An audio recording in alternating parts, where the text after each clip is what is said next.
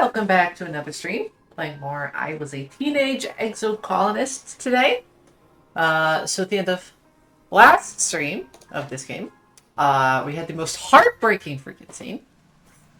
We saved Sim's life and had a very wonderful, intimate moment, and then he died anyway.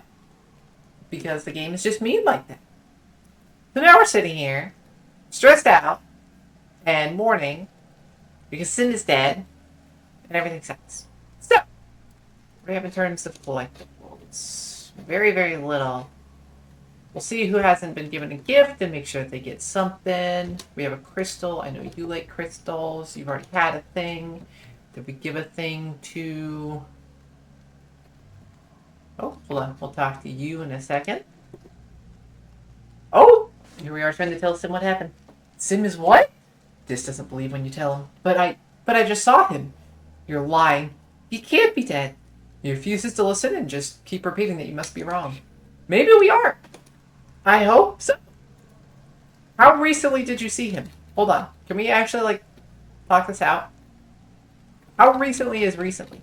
You know? Because, we just saw him die, but how long has that actually been?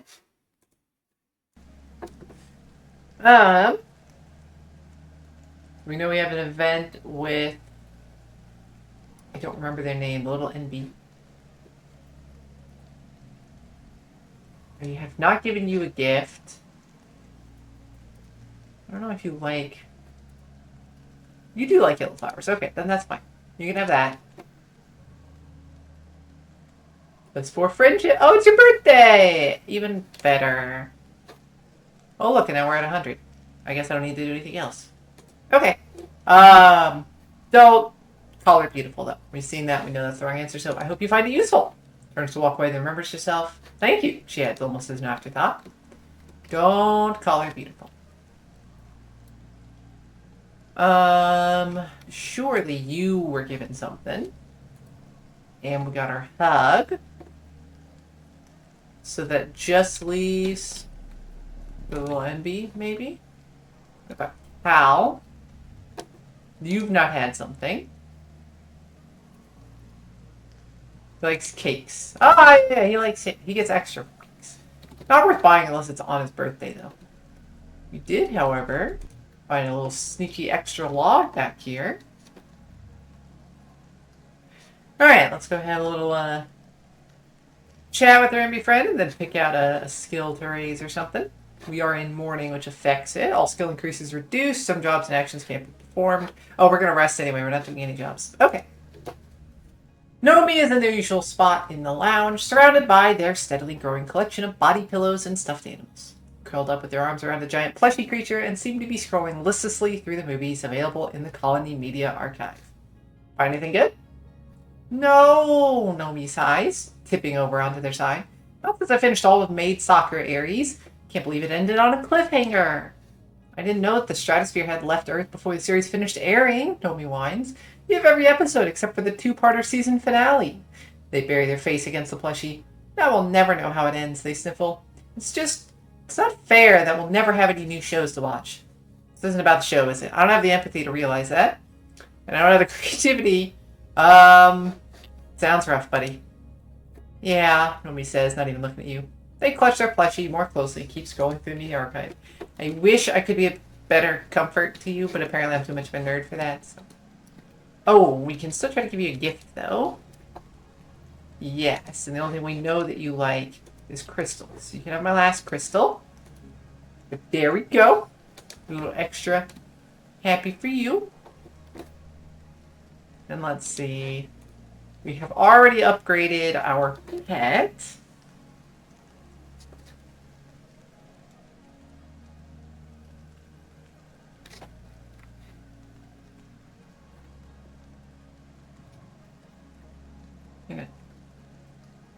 This is level 2 pets perk. Okay, so it's not like a cascade thing. We can't level it up more. So what are their options for rest? Because that gets a little bit of points to you. I don't think there's any... There is relax on the walls. Here it is. And that comes with the friendship with this. So probably what I want to go for. I've seen a lot of the relax on the walls options. I don't think there's a relax in the engineering area. There is not. And this is the normal relax. There's a friendship with Rex. Interesting. Don't know that I need that though. I mean, maybe. He's a lot lower than some of the others are, but it's a little quicker to raise because we give him regular hugs.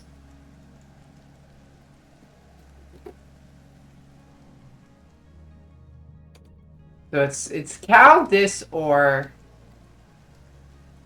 Rex are options for rests, right? Yeah, based on the park. Oh, this doesn't even help with Cal. Never mind.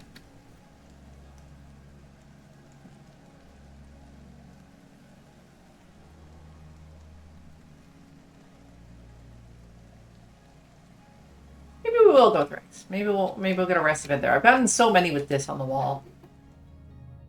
Show you something else. Oh, not even anything. Okay. Do we want to forget either of those? We have quite a lot of reds, but it is a high red.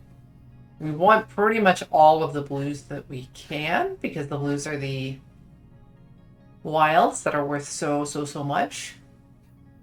And I think a 7 is too high for me to reasonably want to get rid of.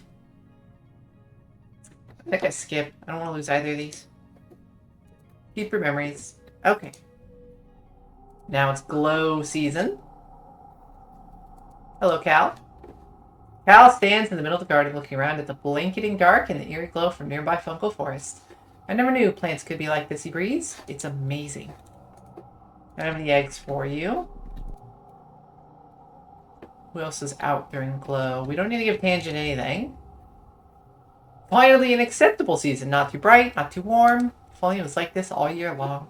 I fucking dig a planet that was like this all the time. Just random little glowy spots instead of super bright everywhere. We cannot go outside the walls. Yeah.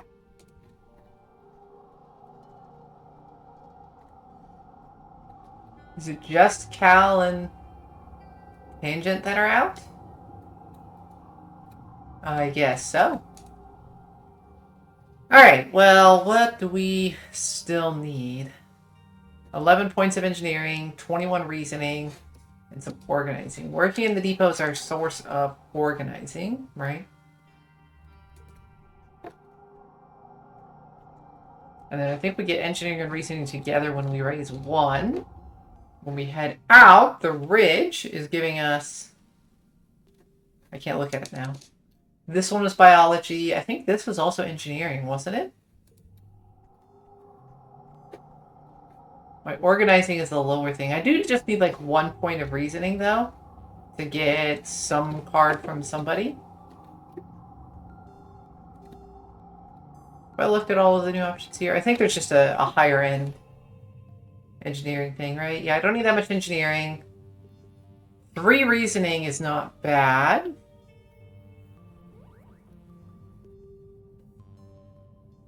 We don't need any biology gain.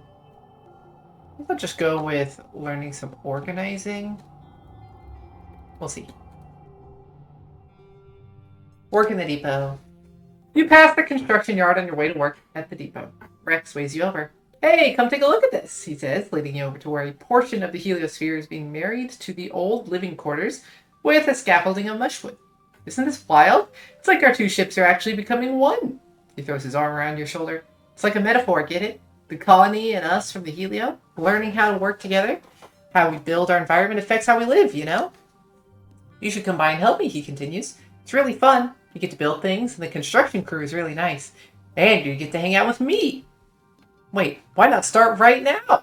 He hands you a plas cutter, a gun-shaped tool that emits a thin beam of superheated plasma. No time like the present, right? See, says we always need more workers here. But you do have another job that you promised to do. I don't have enough toughness to just say yeah. Sorry, I've got a job to do. I don't want to, like, rebuff you entirely, but I am here to work a job, right? Skill loyalty. Rex whaps himself on the board. Oh, duh, of course. You've always got something going on. He lets me get back to work with a wave and a smile. Yeah, okay. We're just looking to play one thing, right? Well, 6 and 7 being our highest bits, and then 9, 7, and this is only going to end up at 5, so here. And look at that. 21 points past the super goal. And then we'll see if it's any better with anything else. I already have the best score. Good.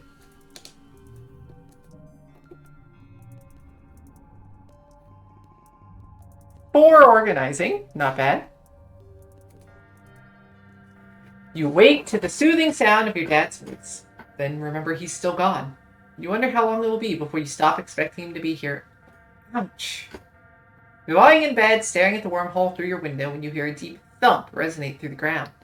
Then a second one, quieter.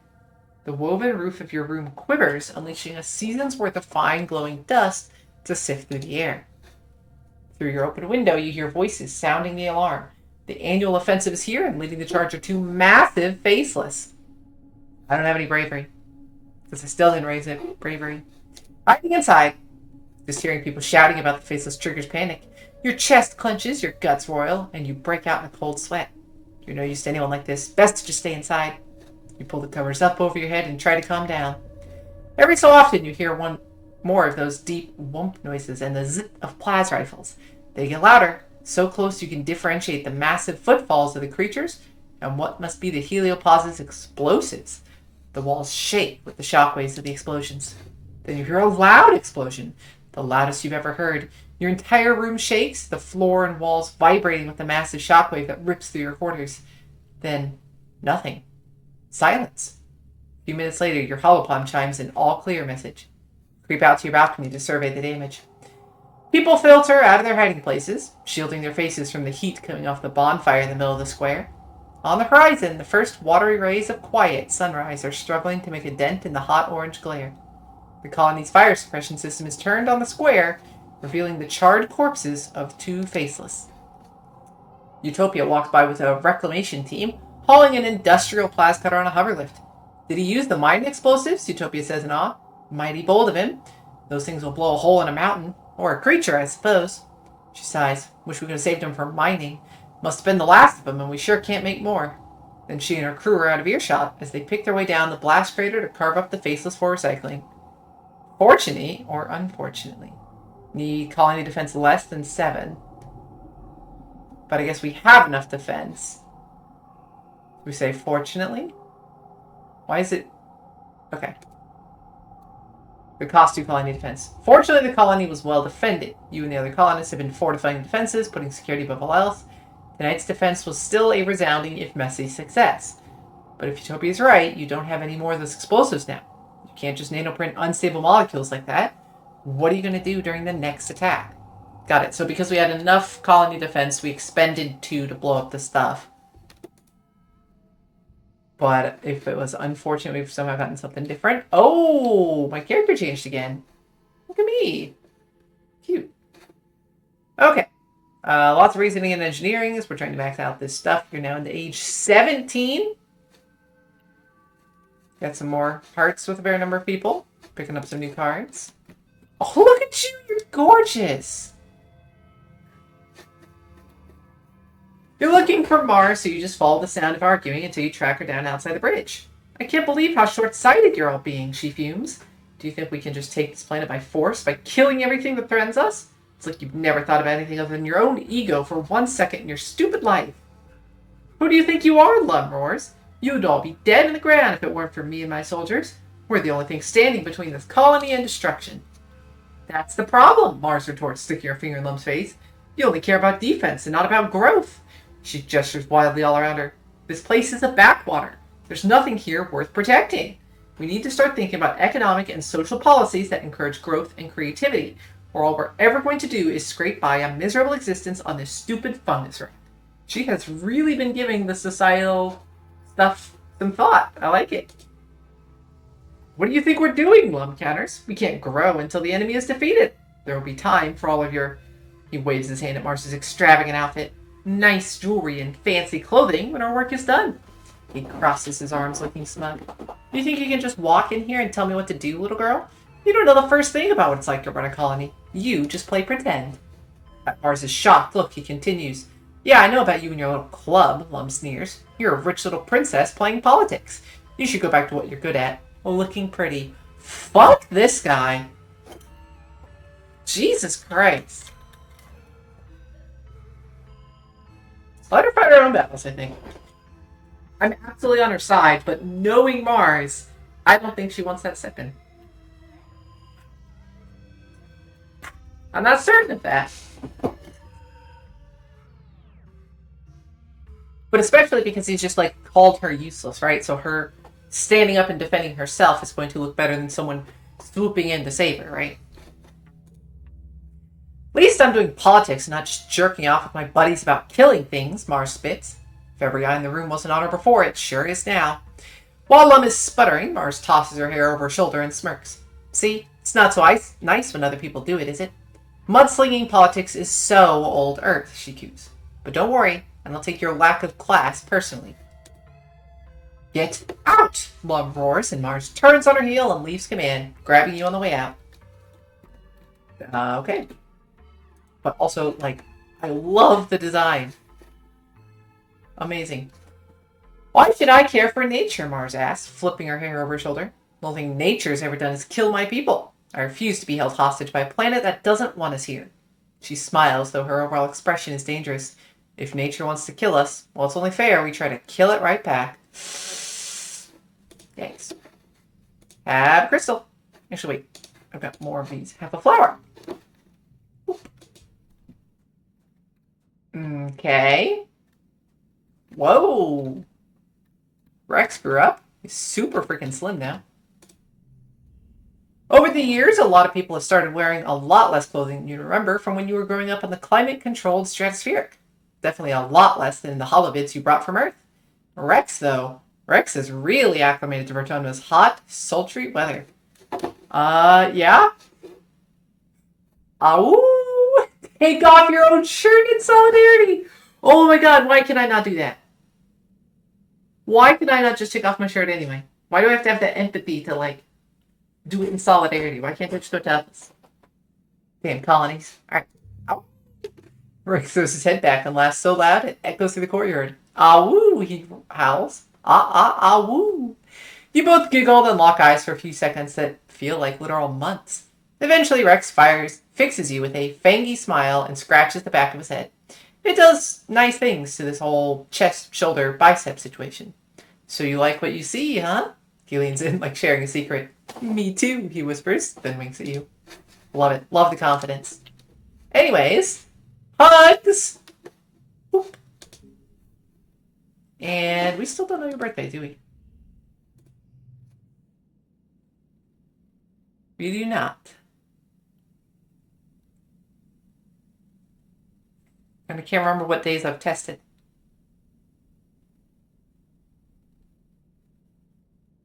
Can I use the passing of time to see a birthday change? We don't know anyone's birthday in quiet to confirm that, though. But that could be an option.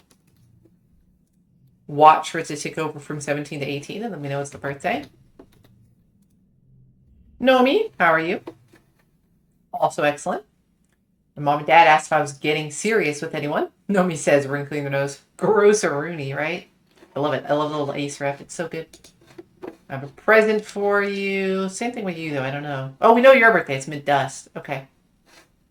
So then, yeah, you can have a present now because we don't need to test for yours. Have a crystal. It makes rainbows. Woo! Whoa! Dang. You spot Tang heading behind the engineering wing and follow, only to find she's disappeared. Then you look up and see an access ladder leading to a maintenance platform by the engine turbines, long silent and starting to rust. Love that graphic. You climb up to the platform. Tang's there, lying on her back and staring at the sky. A hatch beside her leads back into engineering. That must be how she knows about this place. She doesn't acknowledge you until you're almost standing over her, your shadow fighting the overcast light. She blinks with the sluggishness of someone who's only just remembered it's a necessity and licks her lips before she speaks. Do they need me in there? You shake your head, and Tang doesn't sigh in relief exactly, though her eyes slip closed again. Good, she murmurs. It's all too much right now. I thought...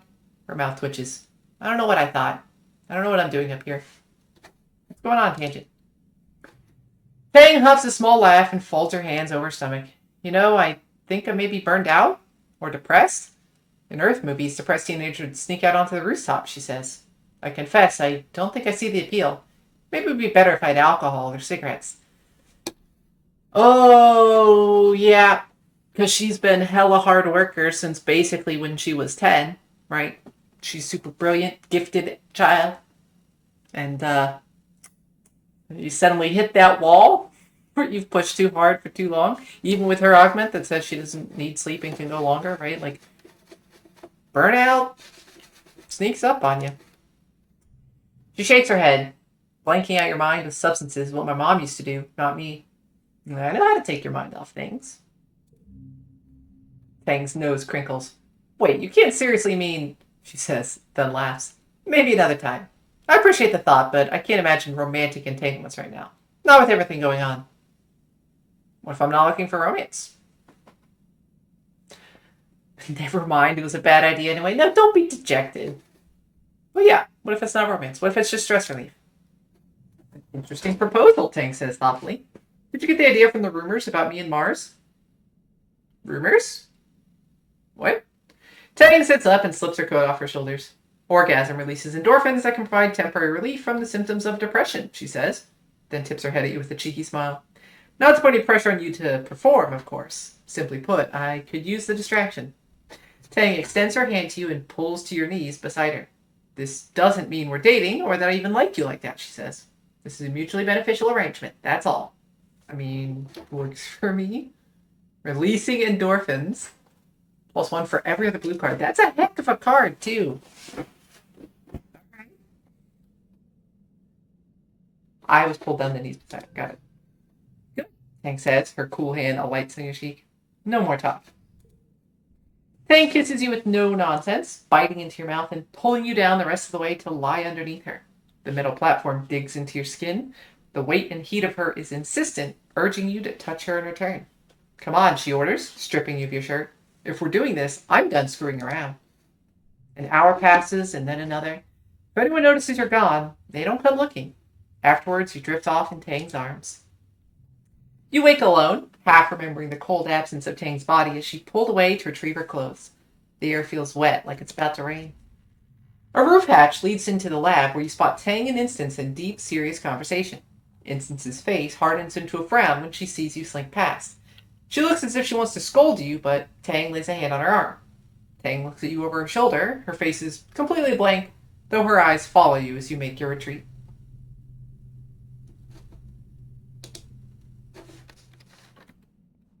Why was I about to be scolded by Instance?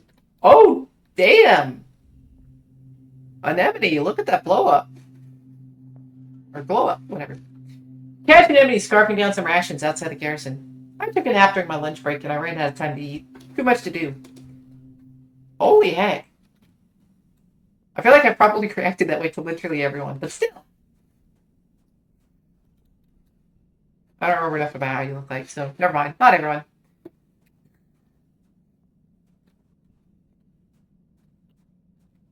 Cal? Looking scruffy. Oh, he's finally got shadow growing in. Cal and Rex are hanging out in the garden gazebo. You can hear their laughter echo through the garden long before you see them. Hey, Solana, Cal calls out to you, and Rex lifts his hand in a jaunty wave. Rex told me he wanted my help burying his bone in the garden, but when we got here, he said he must have forgot it back in his room. Can you believe it? Rex shoots you a long-suffering look and rolls his eyes. Okay.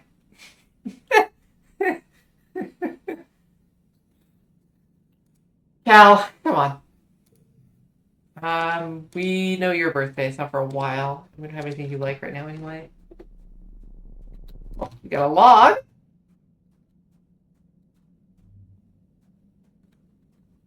I like my character's design too. This? Okay. You got like a real tech... I don't know, almost cyborg look going on. Or soldier? Like armored super soldier, kind of like a Mega Man. He's got kind of a Mega Man thing up with the arm blasters. Soldiers are assholes, this says, scowling at a group of them just outside earshot. They stomp through the forest like they own it. They kill whatever they don't understand. They talk about how they're protecting us, but they're only making it worse. Yeah. Yeah, they are. He's only 16. We're going to pay attention to that. Whose birthday do we not know? We figured out not Rex's. We did figure out Nomi's. So it's just Dis and Rex? Yeah, because we knew all the others. Rip. Yep.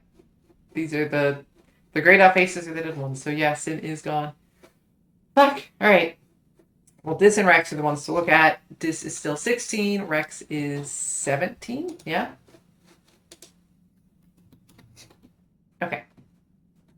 And what do we have in terms of expeditions? Because we have all of our stress available right now. We're surveying the ridge. Gain a little perception. Gain a couple more points in engineering. And whatever other events we have out here. And maybe we can find Rat or Sim. Maybe he's not dead. Maybe. Radioactive flowers. Are you kidding me? Are you kidding me? Why is that the very first event? I'm just going to be injured the entire rest of the bit here. But there's no other option. Ah, stressed and now we're injured. Worth heading back and wasting a month? No, because the only way to cure it also cures our stress. We might as well still get what we can out of the stress. Yeah, okay. Just fucking sucks.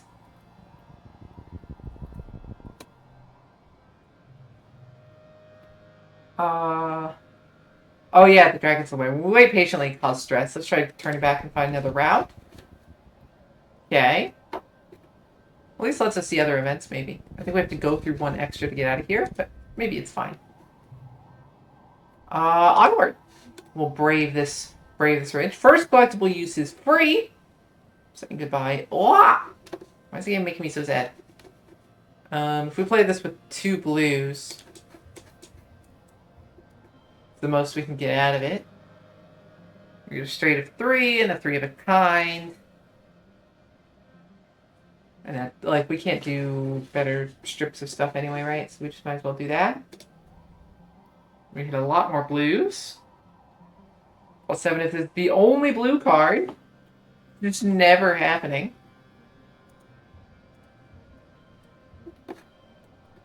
I can do this. But I don't know that that's actually better in terms of the bonuses here, right? Plus 3 and then 5 for 3 of a kind. So it's 8 and 8, which is 16. Whereas if we have one full stretch, 14. It is slightly less. But then it guarantees that we have the reds for the bigger chunk, which matters more. And we get more of a flush as well.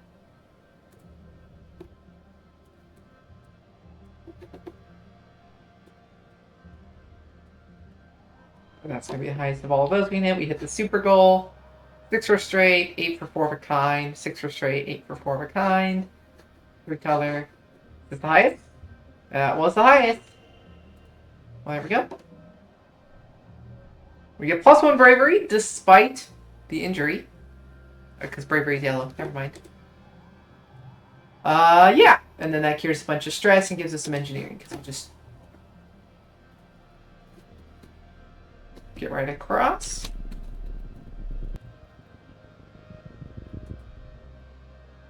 Beautiful little locust lands on your armor. We befriend it. We just leave more. Might as well try, right? I don't think we're going to get anything for it, but I'll do it. Do 3 blues, and then we're sad with what's left. If I play this with 2 gem cards, it's a lot better.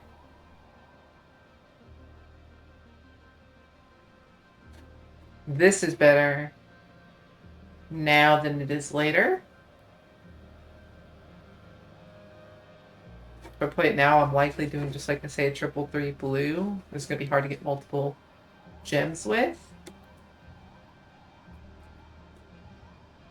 It's a pair. We'd rather throw this in. Oh, I guess I can do it now, but I wanted this to get the bonus. Okay. 3 for 2 of a kind, 3 for 2 of a kind. It cannot, however, form us a straight. Which just doesn't seem better, right? Maybe it's not worth using you. We do this. That way we get the straight and the 3 of a kind. And we can save this to go with you. Yeah, that's better. Okay. Keep between rounds. Well, that's fine. But now we can go double gem. And that. Get the 8 and the 8. We get the 1 blue matching. That's fine. And look at all these blues.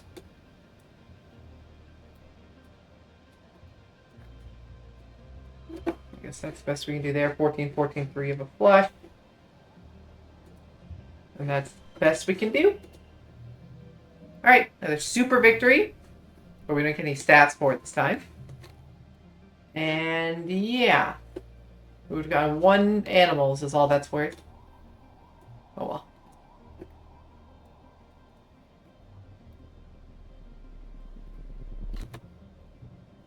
But since this event we went through over here gave us like stress, it may have been better than the extra stress that one went. I think we're probably at about the amount of stress it would have been. Essentially, we just got an extra event out of it.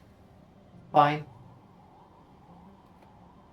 Usually hot. Rich is already baking. We have done this before. Find the source. What did that do? You're able to like turn it off, right?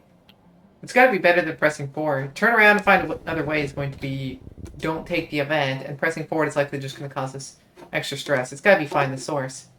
Comes with engineering, and we just shut it off, so no penalty. Not one where we need to see the other events to know that that one's good. See, this is why I wasn't training engineering anymore, because it's nearly maxed, and we'll get there on its own. Carefully walk around the edges, I think just bypasses it. We can skate on through it. I don't know if I've done the challenge, we'll see. Let's do bonus to straights. Okay.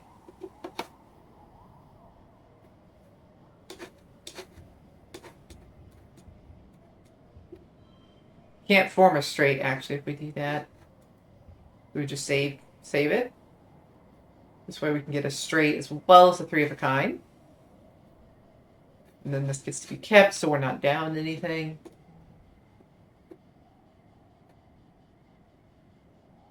Damn. This would have been really good last turn, because then we get the +7 on it. Is there a way to use it now? Not if we want to get a proper set of straights. So no. But now we can do just 2 blues in here. Where we get the straight and the 3 of a kind for each of them. Keep this card, play our highest value other things. Then we'll do it again. 4, and I guess the 3 still. And then 7, 5, and a 2. Oh yeah, and then the rainbow gives us an extra color pair as well. D7, already the highest. Woo.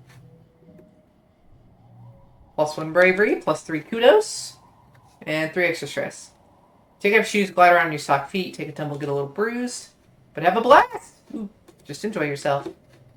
Even more minus stress, more bravery. Okay, so that one was a lot better to do that way rather than just to look around it. Just challenge it.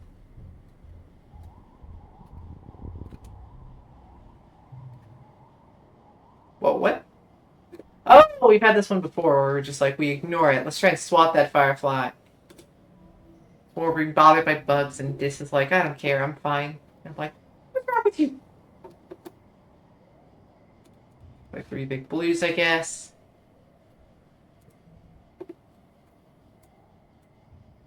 Blue and blue in between 2 other things.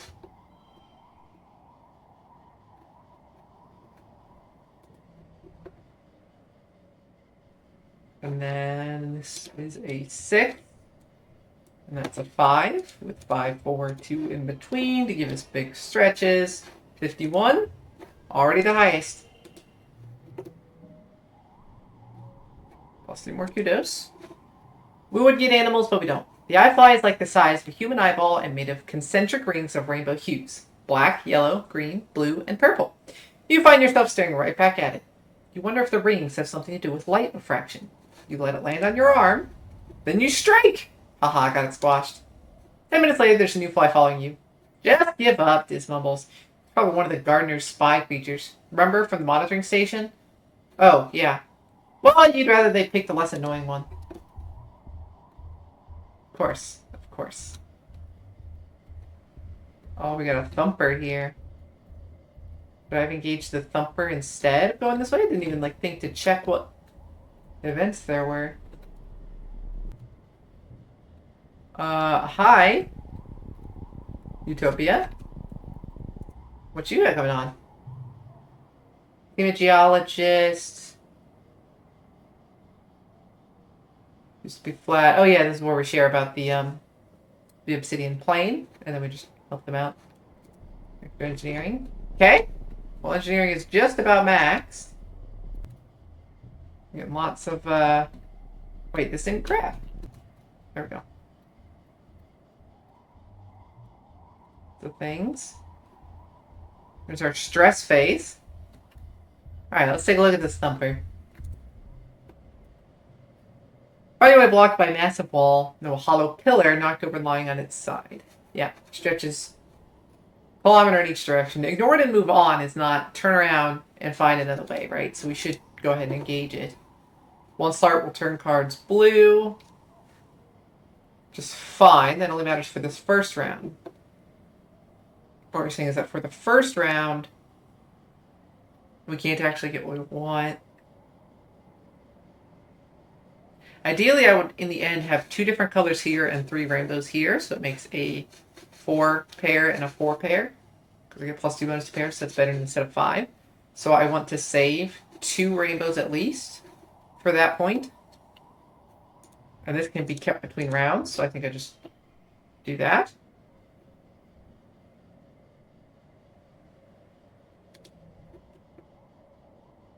And then we've got 8 and 7. Whatever goes here becomes blue, so we can do this.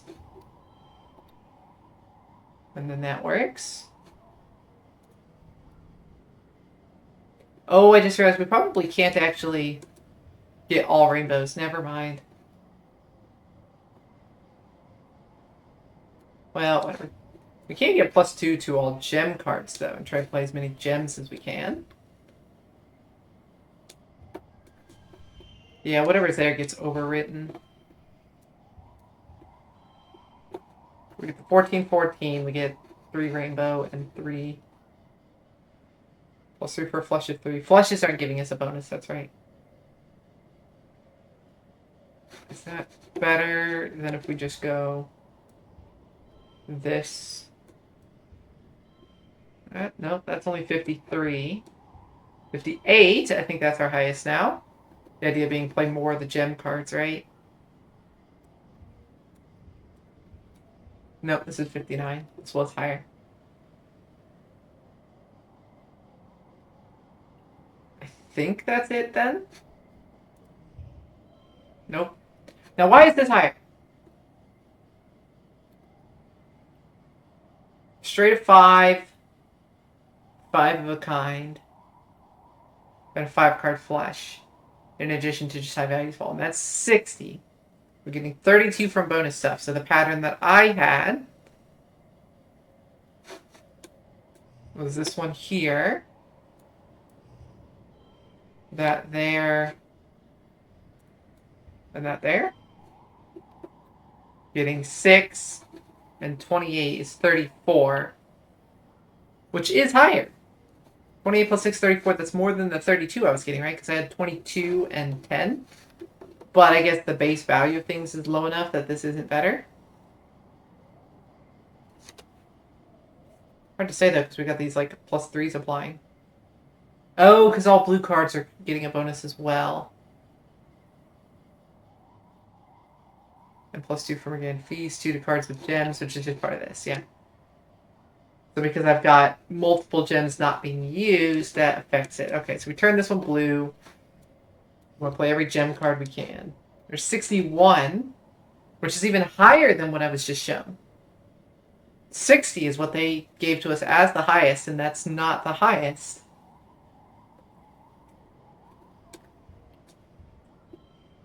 $61, that's the same. I think that's probably the highest I can get then. That's highest. Cool. 2 more engineering, 3 more kudos. 2 more engineering, even more kudos. We got 1 more event left in us, and engineering is capped. Nope, 1 more point. 1 point off. And we'll get a new perk. Oops, that's not the way to go. We were not directed to go anywhere new, though, which is interesting. Air squid or predators! Run! 1 card will turn red. Oh, that sucks. Okay.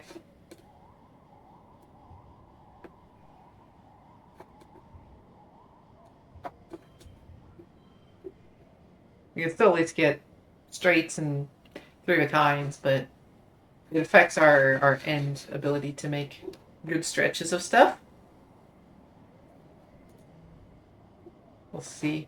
That one's already red. I don't feel like we probably want to play our gems out at this point, though. 3 to 4, 4 of a kind. Yeah, it's otherwise hard to do much of anything with any others thrown in. 5, I guess I can do this. 3 of a kind and a straight of 4. Slightly worse. Okay. But it saves it's a blue if we play this. Like, same active amount. We get to keep a blue, which is generally going to be better. We'll do that. This is already red, so we do that.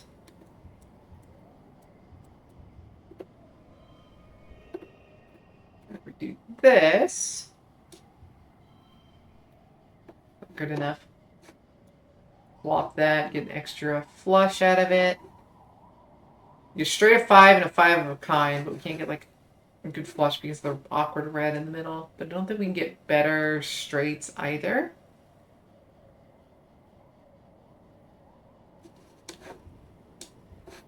And then that loses a point because now we get a straight of 4 and a 4 of a kind.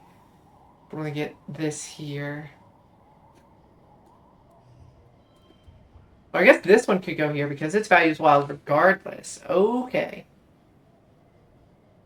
4 of a kind is straight of 5. If we swap these, a couple more points. There's our super goal. I found it. It's so weird. Yeah, it's putting a red here to make that happen. Wild. Is that our best? That was our best. Nice.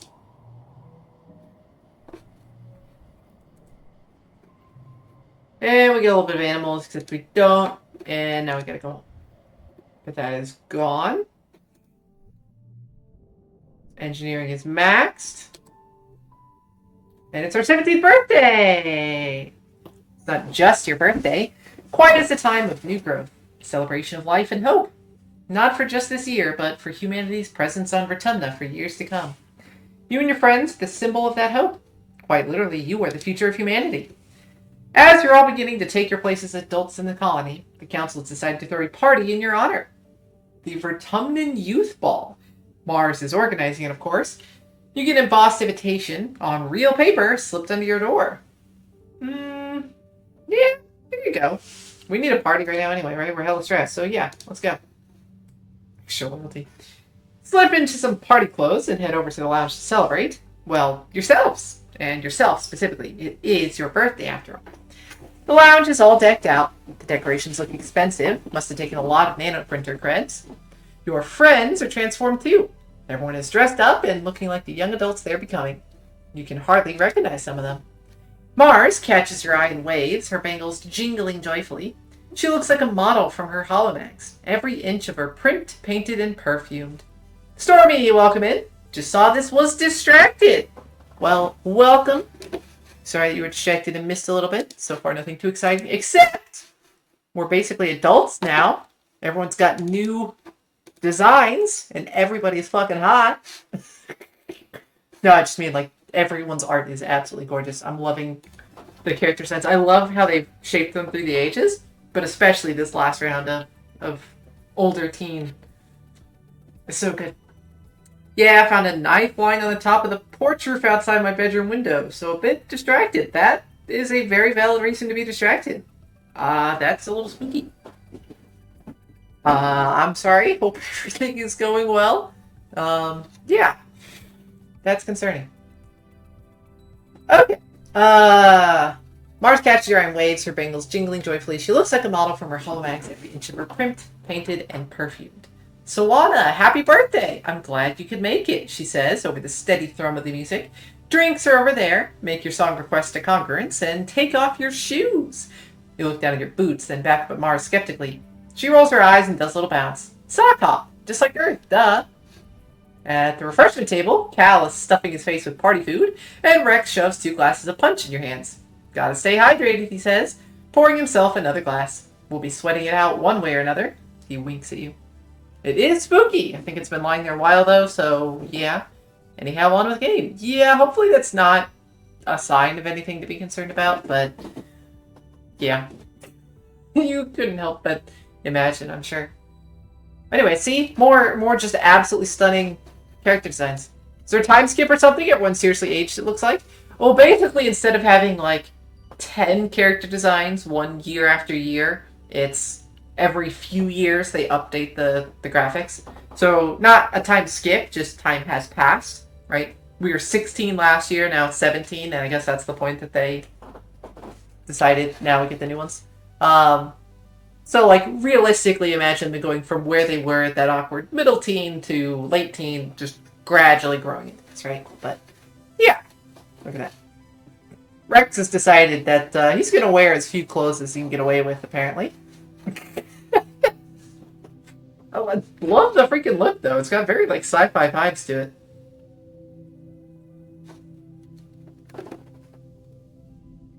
Don't let them fool you, Tangent mutters, joining you. She smears a glob of something pink and meaty looking on a cracker. It's a well-documented phenomenon that people inexperienced with imbibing alcohol will begin to act as if they're drunk, even if they're completely sober. To Rex, she adds, I mean, of course, that I am not going to suffer any bad behavior. Rex grins and pulls a flask out of his vest and pours a healthy addition into his glass. Who says it's going to be an act? Let's get a little loose. Come on, it's a party. The music changes to something with a fast, pounding beat. Rex throws his head back and howls. Woo, it's time to dance. Yeah, okay, let's dance. You, Rex, and Mars take off to the dance floor. After a while, Anemone follows, pulling vase behind her. You all dance until it feels like your heart is going to burst from excitement, from exertion, and from the sheer joy of throwing yourself around the room with your friends. Nomi, who's playing DJ with Congruence, spins out something a lot slower, more romantic.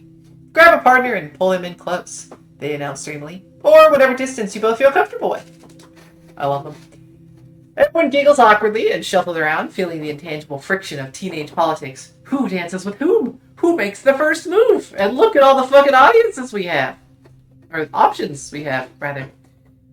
Also, other little bit that you've missed, we did sleep with Tang. It was very clear that it was just a physical thing and not a romantic thing. They're depressed and burnt out, and I said, hey, you want some stress relief? And they went for it. So, yeah, on the list now is Sim, Rip. He's still dead as far as I can tell. Very sad. And Tang.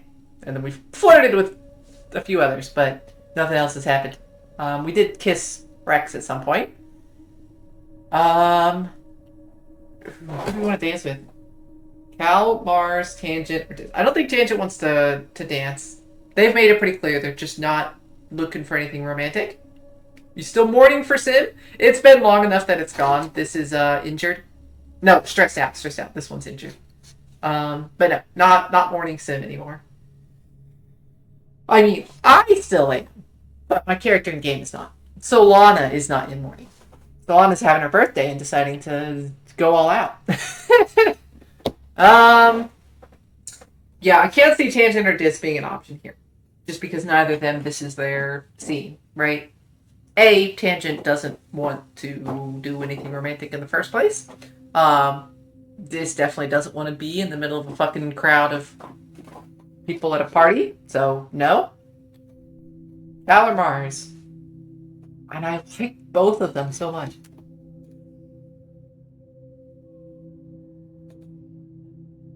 Also, I'm kind of getting some, like, Cal and Rex vibes. But I can't tell if that's a mutual thing or if it's just Rex hitting on Cal and he's a little too clueless to pick it up. Because so far that's what it seems. But it's only been, like, twice. To that end, I might just leave Mars here instead. Who might, by the way, have my absolute favorite of the designs for this age. I don't know, Anemone. Anemone's design was actually pretty fucking incredible. The change there from kid up to now. But yeah, let's go dance with Mars. Plus friendship. Mars strikes a pose as you approach, demanding with her body language that you take her hand and bow deeply before dancing with her. It feels a little silly, but Mars is something of a princess. She twirls you around the dance floor as if every inch of it is her domain, and you her courtier. It's exhilarating. You two are the talk of the dance floor for sure. You narrowly avoid bumping into Anemone and Vase, who have stopped dancing and skipped directly to sucking face. Mars rolls her eyes and chides them to get a room, OMG. Yes, just middle of the dance floor, you go from the heavy rockin' music to slow romantic time, and it's... Why you gotta dance? Just make out right there in front of everybody. After the slow songs, Nomi spins Congruence's music library to something with a little more bounce to it. The dance floor once more floods with bodies ready to gyrate the night away. The tunes are abruptly interrupted by Governor Lum's Here Speak hijacking the feed. Fuck you. He strides to the stage, flanked by Security Chief Rhett. Everyone on the dance floor whines in unison at having some buzzkill adult stop the music, but Lum just races his hands and smiles indulgently. Look at all of you, he says, young pioneers. I look at you and I see the future, not just of this colony, but of all humanity. You catch a few people rolling their eyes.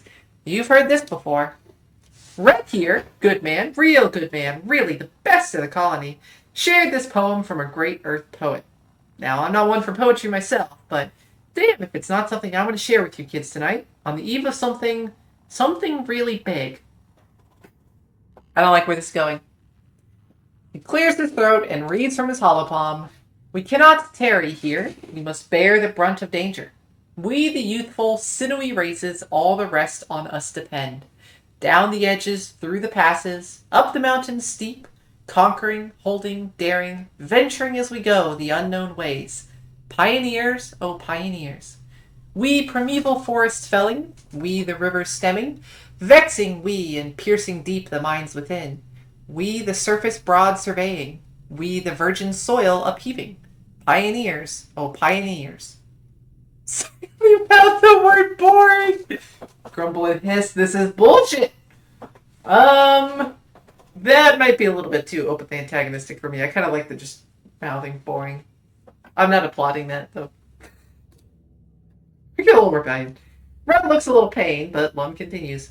What do you think that poem means, kids? He asked. Does it mean we should sit here in our colony, politely waiting for this planet to make a space for us? He clenches his fist evocatively in the air. No, he exclaims. It means we need to get out of there. We need to grab Rotunda by the balls and make it respect us. What makes you think Rotunda's got balls?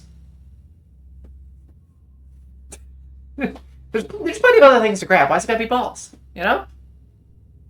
Also, fuck anyone that goes into a fucking party and turns it into, like, political campaigning. Fuck that. People are not here for this bullshit. We are here to have a good time.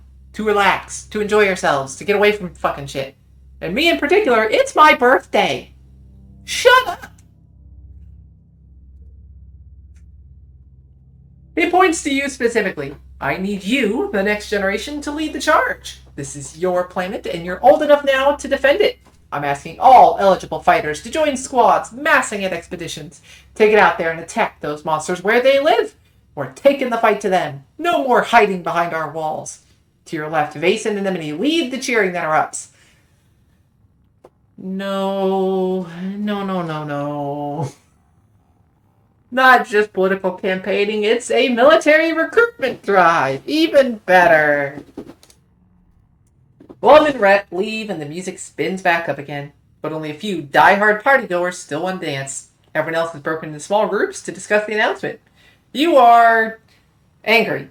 Absolutely, 100%. Fuck that. It's annoying enough I barely can't type. Yep, no, I get it. Too irate to type correctly. That seems right. You don't have time for proper fucking keystrokes, okay? Words have to get out now. No. Angry is 100% the answer here. Friendship with Cal and Dis. Yeah, that checks out. Cal's the pacifist, and Dis is absolutely enamored with the aliens, so yeah. Of course they would. That K just slows me down. Jeez. Yeah, so does hitting letters in the right order, okay? You can't wait for the W to be pressed. You gotta put that N in there now. This is bullshit, Cal exclaims, causing a few heads to turn. They're not gonna try to figure out why the animals are attacking us. They're just gonna kill, kill, kill. He waves his arms over his head. Aren't we supposed to be better than that? Dis clearly agrees, though much more quietly. They don't even know what's out there, he mutters. They have no idea what they're up against. There's also that. Like, I'm still kind of under the impression that the gardeners or the congruents, if that's even like the same or different. Wait, not congruents. Confluences are AI. Convergent. There we go. The convergent domain or whatever. Whatever utopia called the aliens, that might or might not just be the same group, right? We don't know enough about the gardeners to absolutely be certain of that. Could be that there was a race here long ago and they've disappeared and that's what's left behind and then the gardeners are like keeping the planet or whatever, right? Or those ancient aliens could be gardeners. Either way, there's a fucking advanced ass tech on this planet. Way beyond what shitty ass human colonies have, so up until this point, sure, we've managed to hold our own. I don't suspect that we'll be able to successfully go out and invade anything. It's not a good plan. Okay. Party fizzles out as everyone drifts away from the lounge. You return to your empty quarters, your birthday forgotten. You've always been told the colony was safe. Now, you know that time is over. Yeah. And what's worse is now not only do we have the potential outside threat, as we've always had. Hey, extra gear slot for engineering at max? Damn. Okay. But on top of that, we now have the issue of, like, political divide likely to be worse than we've had before. Because now we're trying to recruit people to go out and fight, and those that don't want to fight. And this isn't exactly a large enough colony to support two different approaches, right? This is a unity or die kind of situation. Anyway, so engineering gave extra card draw, buying better gadgets, and now we can equip an extra gadget. Organizing one gave extra gear, which was quite good. Extra card draw is okay. The extra mental cards thing only helps with other blue challenges. It's maybe not the best thing. And the autoplay fairy has been dumb, so I'm not super impressed with the things there. Perception just showed us collectibles. That's not really relevant. The animals one was decent. Level up our pet. Particularly the pet has an anti-stress mechanic. Doubling that is actually quite helpful to stretching our stuff further. How are you? You are still 16, so presumably not your birthday yet. What about Rex? 17, presumably not your birthday yet. I think I gave gifts to anyone else that wasn't them. I did see Cal over in the gardening, had an event for us. Oh, yeah, I was talking about Anemone and her fucking design change. Look at that! She's looking like badass warrior soldier chick. I love her. The design is just perfect. I mean, now she's allying herself with Vase and very excited to go exterminate aliens. So as a person, I'm not really aligned with her, but that design, whew, so good. All right, yeah. Look around for Cal and you overhear him just around the other side of the geoponics dome. For the last time, leave me alone. Doesn't sound good. You get closer and find Cal facing down Rhett and Vase. They're cornered him, their body language calm and relaxed, while Cal's so angry he's almost shaking. Cal, please listen to us, Rhett says, spreading his hands. We're not here to conscript you. I can't force you to join the army. All I'm saying is that I need good, loyal, strong young man like you out there on the front lines. Rhett smiles. You're a good boy, Cal. I admire your passion for peace and your dedication to fighting for it. That's why I'm here, asking you to help me protect the colony. Yes, you are. I admire that you are a pacifist, so I want you to fight the bad guys for me so that we can have peace that you so desire. Flawless logic. Too bad when people open their mouths and ruin the effect. Yes. It's like, you look fantastic. Why are you a bitch? Hold on.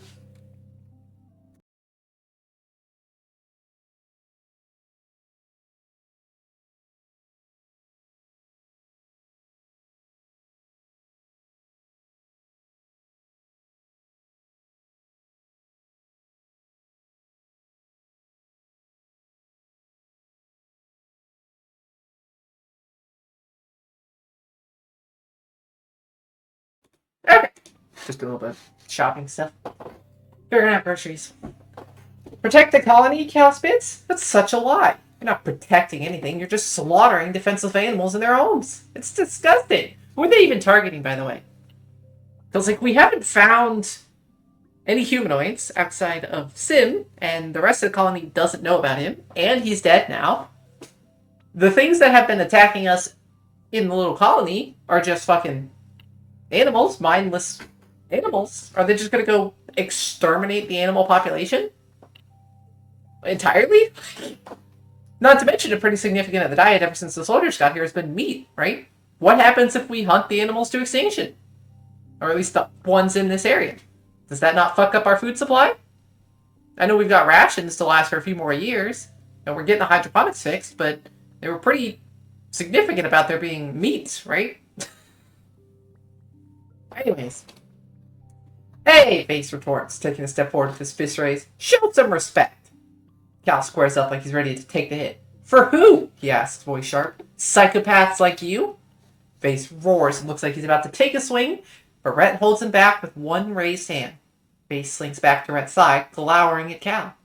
I can tell you need a bit more time, Rhett says. I just want to know that my door is always open if... Get lost, Cal says, cutting Rhett off. Rhett looks surprised. I'm not interested. I never will be. Face looks like he's about to lip off again, but Rhett speaks before he can. All I ask is that you keep it in the back of your mind, Cal. When you come around, I'll be happy to talk about your options. When you come around. The fucking arrogance. With that, they leave. Face gives you a scathing look as they pass. Cal sits down heavily on the sack of fertilizer he must have been carrying before Vase and Rhett cornered him. This isn't even the first time, he mutters, his face in his hands. They're really dead set on getting me to join the hunting parties. I told him I don't want to kill anything, and Rhett was like, it's okay. You can just tell us how to kill them. Oh, of course, because he's got the biological skill. Got it. Also, I'd like to point out the fucking sexism here. I have not been approached for my biology skill to tell them how to kill people. Not that I want to, but why only Cal? They've gone to him several times, and I've been not talked to once. Why do they want the big burly farmer man to go work in the hunting parties? There's something to that? Also, don't talk about my combat skill being like this totally dismantles my entire argument, but shush. Let's not talk about that. Maybe they want the one who won't physically retaliate first because he's here. Get the fuck out of here. Fucking bots. Okay.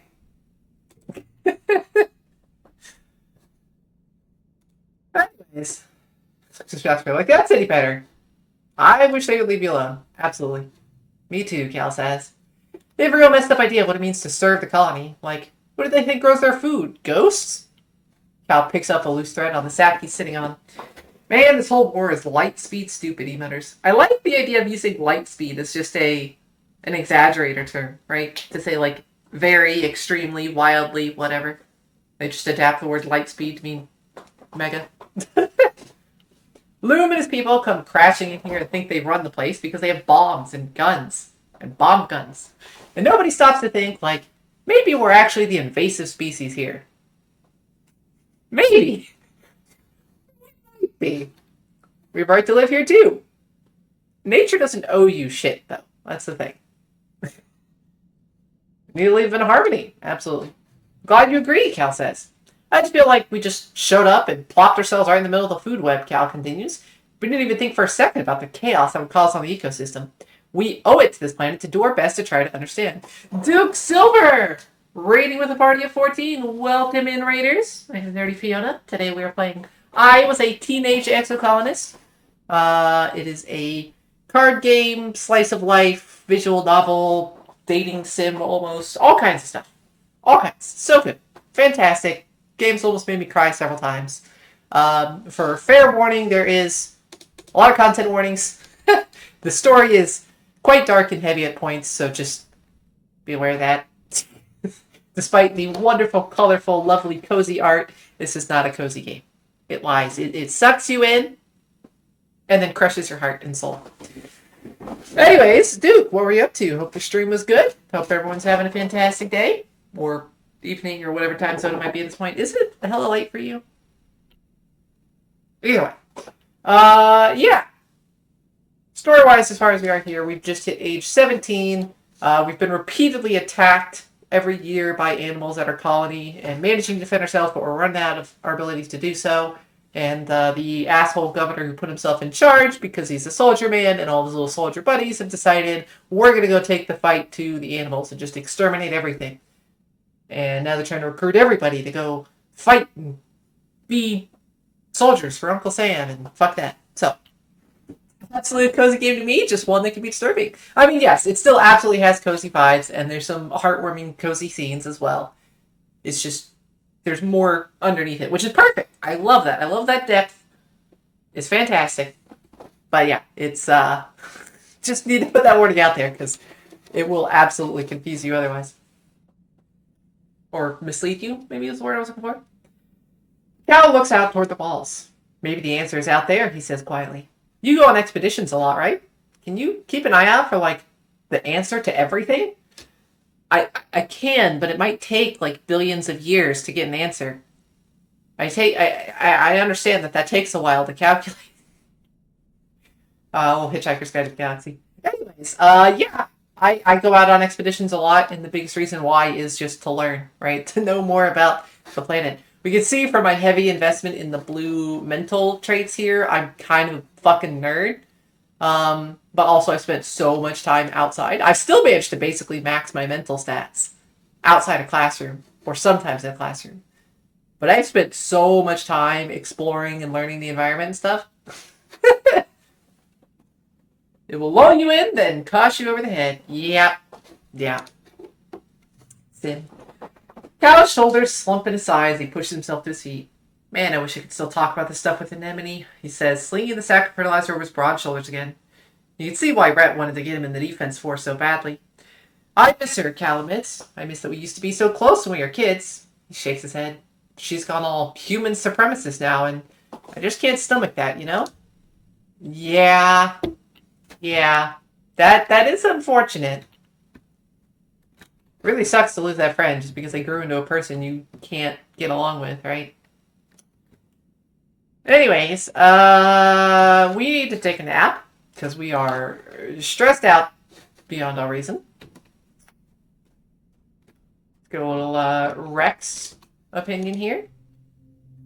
Relax in the lounge.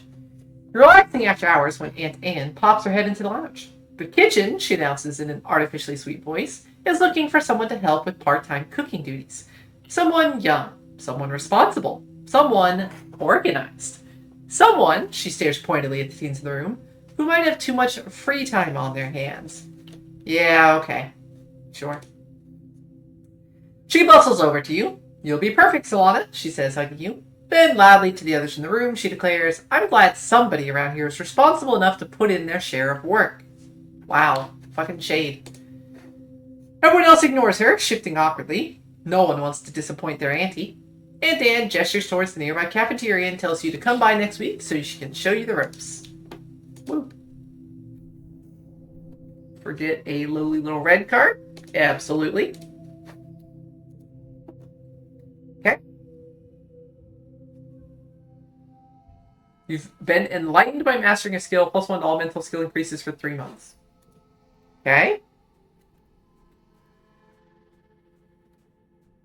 do. Any secrets to pick up? No.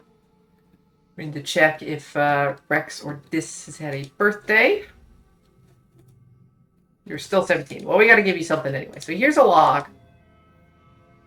Beams with happiness, +2 friendship. Wonderful.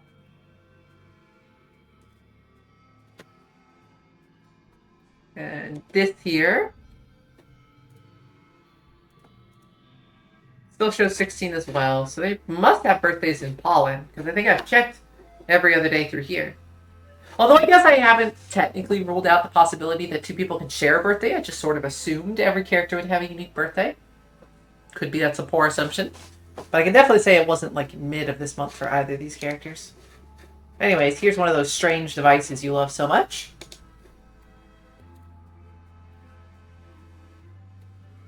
I think that's everyone. I haven't given you a birthday yet. Okay. We don't have a Xeno egg for you, though, so here's a flower. It's gonna be second checking oxygen levels in the beds. Too much aerobic bacteria. Sound like Tang, right? Yeah. Okay. I saw him mention Tang, and I'm like, what about her? He's just talking about his sciencey stuff. Okay, well, I guess it's time to head out on another expedition. Oh, I guess we could see what the kitchen option is, right? We have a new work option. We haven't looked at it yet. Help in the kitchens gives you 2 creativity and 2 empathy. Okay, I don't care about that at all. It required an organizing skill. I thought it was going to be an organizing-based thing. It is not. It is not. Alright. Would you use the thing, please? There we go. Back to the ridge. We don't need the engineering. Gives a little bit of perception. We're not far off from another perk. 10 points, maybe? Come on, show me the number. No? Be that way. Foraging in the valley is also perception. But this one we can at least push to a boss event, and those should be more impactful. That's even more perception. Point is we can't gain these science skills with it anymore. I'm hoping that they point us to something new. Like, that's the thing. I need to find enough stuff out on Expedition that it actually coalesces something together, right? Some huge revelation. And so far it has not done so. I've learned some things. I found ruins and all kinds of other wonderful little events, but I've not actually, like, accomplished anything that changes anything. I felt like it mattered more when the colony was starving and I was just like really pushing to make sure we didn't run completely out of food to partial success. Sim! Sim! Sim, my beloved! What the fuck, man? You were dead! You are fucking dead, man! Hi. Oh, I got an achievement for petting my pet. I must have accidentally misclicked on my pet. I didn't know you could do that. We'll have to look at that after this event. You're taking a sample at the base of a tree when you feel something patter off of your head and fall to the ground. It's a nut? That's strange. This species doesn't usually... You look up and your stomach lurches when you realize you've been watching this whole time. You've been watched this whole time. A pair of familiar eyes peers down at you from the branches. It's... Sim? He grins down at you. Well, if it isn't the little human. Have you come to visit me, sugar bud? You got some explaining to do, buddy. Sim, he's back? Heard the achievement, thought it was due to Sim. I thought so too. I thought it was like, see Sim resurrects or something, right? Like, nope, just, yeah, okay. But I saw you die. Sim's dead, who the hell are you? It's an alien ghost, ah! You fall backwards into the dirt and Sim just laughs like a bird from his perch until you calm down. If you did witness my death, I apologize, Sim continues. He leans down from his branch, his long hair dangling just out of reach. I imagine I didn't enjoy it much either. So he doesn't remember? Okay, as much as I love that there's a little sexy option here, our unfinished business, of course, being our romantic entanglement that we had started just before he fell off a cliff. I, God, I have to address the questions. I can't just move past it and be like, yeah, okay, cool, you're alive. Let's just never talk about it again. Did you just die and come back? It's a Gardner thing, he replies dismissively. He's so casual about it. I make regular backups just in case. He's a clone. Right? Horrible timing. Absolutely. Answer the questions first, then we roll in the dirt, okay? It's just there's an order to things. Anyways, so he has no memory of sexy times. Oh, yeah? Yeah, that's a good point. Because we only did that like 2 minutes before his death. Yikes, okay. Surely he must remember my flirts earlier, right? Also, he called me Sugarbug. Is that a term of endearment, or... Well, I mean, I guess it's a term of endearment regardless, right? But is that like a platonic little sibling guy, cute little Sugarbug, or a more intimate one-on-one partner kind of term, right? Sorry, I shouldn't chip in. It's just sad. No, you're fine. You're fine. I don't have any issue with people, like, sharing their... how do I put this? Their insights, their conclusions necessarily. It's predictions or theories that's the problem. Anything about the future, whereas like reminding of things that have happened, generally always okay. Especially if it's like, oh hey, you've seen this before. Always fine for people to put that out because I will forget shit. It's just part of playing a game on stream, takes up too much attention, game gets a little bit less than I might otherwise. I will forget things. Not everything gets made into memory. And that's happened a couple times where I'm just like, is this the thing? Do I remember that right? And someone knows, right? So yeah, just remembering a thing like that, that's totally fine because that's not, again, predicting anything that hasn't occurred. It's not speculating about the meaning of some particular thing. It's just kind of connecting two dots. Yeah. I will say exception to that is if it's like a puzzle game or something. Because any insights whatsoever ruins the puzzle, which is the purpose of the game. This kind of game, that's not a problem. Anyways, yeah. You want to explain backups?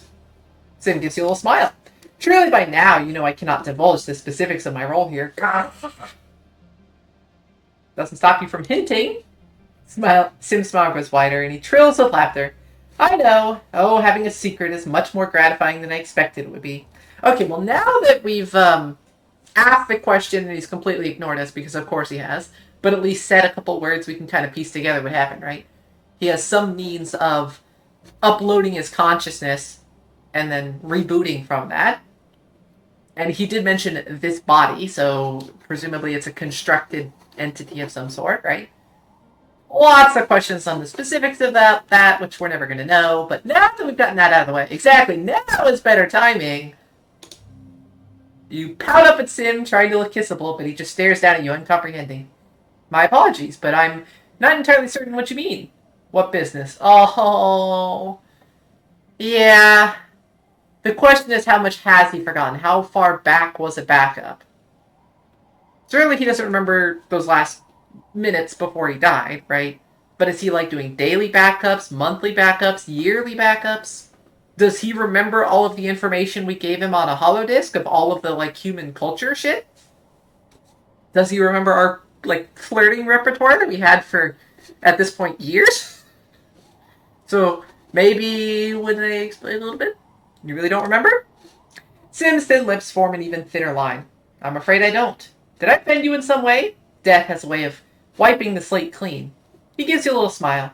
It's me. I'm the slate. Embarrassment burns in your guts. You can't find the words to express the moment you shared on the cliff. I guess I'm happy you're alive? Sim sighs gratuitously. I wish everyone felt that way, he mutters. One of my associates seems to feel otherwise. At your confused look, he waves his hand. One of the other gardeners, noctilucent. They really don't care for you humans, I'm afraid, and they're aware I've taken an interest in you. With a soft whoomph, Sim drops gracefully out of the tree and dusts himself off. He claps you on the shoulder. I'd watch out for them if I were you. They're quite dangerous. Sim turns to leave, but you sputter and grab his sleeve. You can't. After all that, you deserve some answers. Real ones. He owes you that. He turns to you, one arch eyebrow raised. What is it, Solana? I feel like I only get to ask one of these.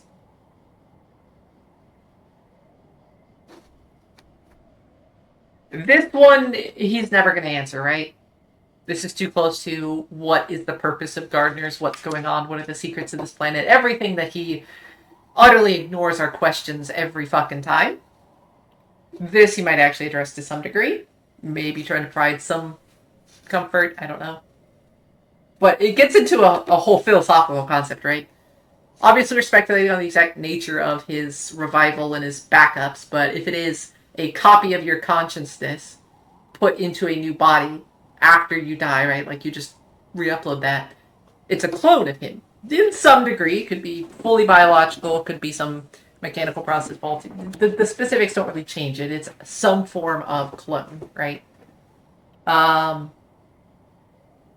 And then, of course, the ever-present question on that topic of, are you the same as your clone, right? If you have all of the same memories, are you the same person? Or is it just an entirely new person that shares those memories, right? And it's not a question that can easily be answered. Partly is it's just ill-defined. What does it mean to be the same person, you know? How do you define identity in clearly measurable quantities, right? Anyways, are you really Sim? Without knowing further details, I'd say not really the same person. From what it sounds like, it's a clone, which might be close enough to the same person. I generally prescribe to the idea of that if your consciousness is like rebooted, you're not necessarily an entirely new, different person, but that's not something that can say definitively again, right? Like it's incredibly complicated. If you clone me and give the clone my memories and I die, I'm still dead. Yeah, you can definitely say that like if you make the clone first, right, then obviously there can't be two of you, so the clone must be a new person, but then you die. But why does the timing of that matter? Why does making the clone and then you die mean that they are an entirely separate person as opposed to this process of you die and then you make the clone from the memories? So there's at least some consistency in what you're saying that that's still an entirely new person. But then what is it that makes you dead, right? What is it that is so unique to you that was not captured and made into the clone? What makes them a new person, new identity? If you believe in a soul, there's your answer, right? I'll say I don't, at least not in any clear capacity, because that's just too nebulous of a concept in the first place. But like to me, it's the actual consciousness carrying over, and it's hard to grasp. That is one theory that I can agree to, is that it's the continuous stream of consciousness that defines your person, right? So again, you make that clone, or you die and then you're jumped back to a prior point and continue from there, right? Like it's not the same continuous experience that you had been having up to your point of death into the clone and onward, right? But then what if like your consciousness were to be copied and captured in the moment of death, right? Something far more instantaneous, and then transferred into the clone. Now, is that suddenly still you? What is the limit on that period of time that breaks up your stream of consciousness that justifies the clone being an entirely different person as opposed to being the same? And it also raises the question of going to sleep, right? Every time you go to sleep, you lose consciousness. Now, you might dream. Not everybody dreams, and not everyone dreams every night. But same idea. You go to sleep, you lose consciousness, and you start up again. But we don't think every time we go to die or go to sleep that we die and become a new person, right? So while I can kind of see the reasoning behind that continuous consciousness idea, it's still got some flaws. It's still got some caveats that, well, why does this count, not this thing, right? And the point is that every single answer to this question doesn't have a great, clear, consistent set of rules that make it work the one way or the other. So it's just thinking a soul would be the shorthand way to describe it. Not so helpful because it's very specific to religion to me. Yeah, like it's one of those things. I don't believe in it simply because there's no reason, from my perspective, from my experiences, to believe in one. There's nothing that convinces me that that must be the case. But I can't say that there's not, right? Like you can't prove non-existence of something. Just logically, that can't be done, right? It's entirely possible that we do have something akin to a soul and just have never been able to capture it, to analyze it, to define it and measure it, right? But yeah, if there is something like that, if there's a core essence of a person, and that can't be captured by whatever mental process is used here to make a new sim, then of course, yeah, it's an entirely new sim, and there's your easy answer. To me, that is the easy way out. It's we don't know that's there, so just assuming that something like that exists to simplify the question and to explain it, to me, is not a satisfying answer. Could be for other people, and that's totally fine. Just doesn't work for me. But I also really like the philosophical discussions on stuff, so I'm fine with that not being a question with a good, clear answer, and continue to think about it and analyze it, right? Because that's just so much more fun, so much more engaging, rather than shortcutting the thought out early, you know. Anyways, are you really Sim? Let's see what his theory on it is. The one and the same, Sim answers, carefully prying your hand from his clothing. I acknowledge this is difficult for you to understand. He takes a deep breath, considering his words carefully. Humans have but one short window of consciousness, which encourages you to think of yourselves as individual points on the line of history. You are quite clearly not your parents, or your grandparents, or your unborn children. You are your own marvelous creature. He places his hand on his chest. I do not disappear when this form dies. I am eternal, in a sense. I am all who came before, and I am all who will come after. I am my own legacy. I am Symbiosis. Did we know his name before? I don't remember if they said it. They may have, but everybody's name is a word. So Sims is, of course, Symbiosis. Let's just try to remember that. Yeah, I don't know. I don't know if that's a first reveal. If so, excellent reveal. If we've seen that before, well, still, line carries a lot of weight. I like it. But the implication there. So, Sim is not a person. It's more like a line of reproductive. Well, I should say reproductive. We don't know if they reproduce, right? But a line of entities that are related, right? Sharing ancestral memories, essentially. So it'd be like if you did have Sim 1, Sim 2, Sim 3, Sim 4, each individual clone, but Sim is just all of it, the ongoing thing, right?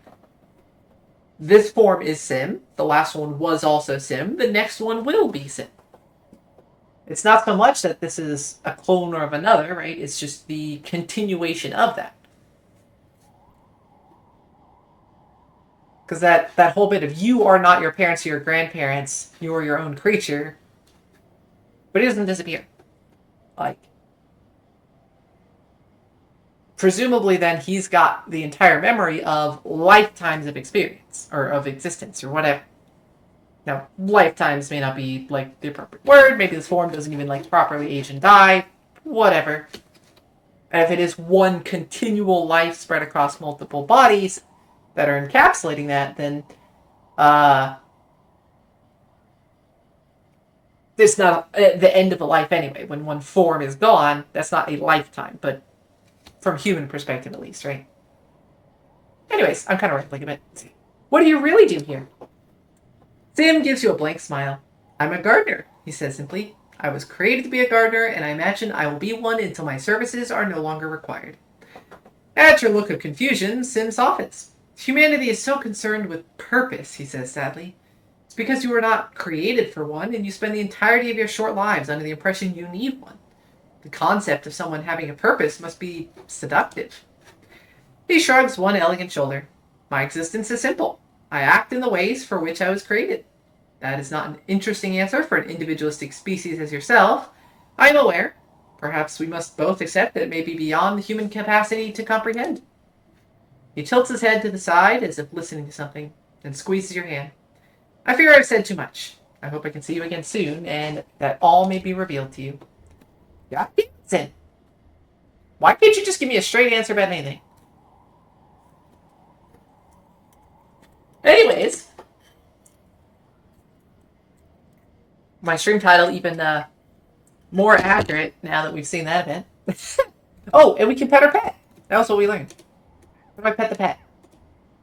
You just click it. Give me a little chirp.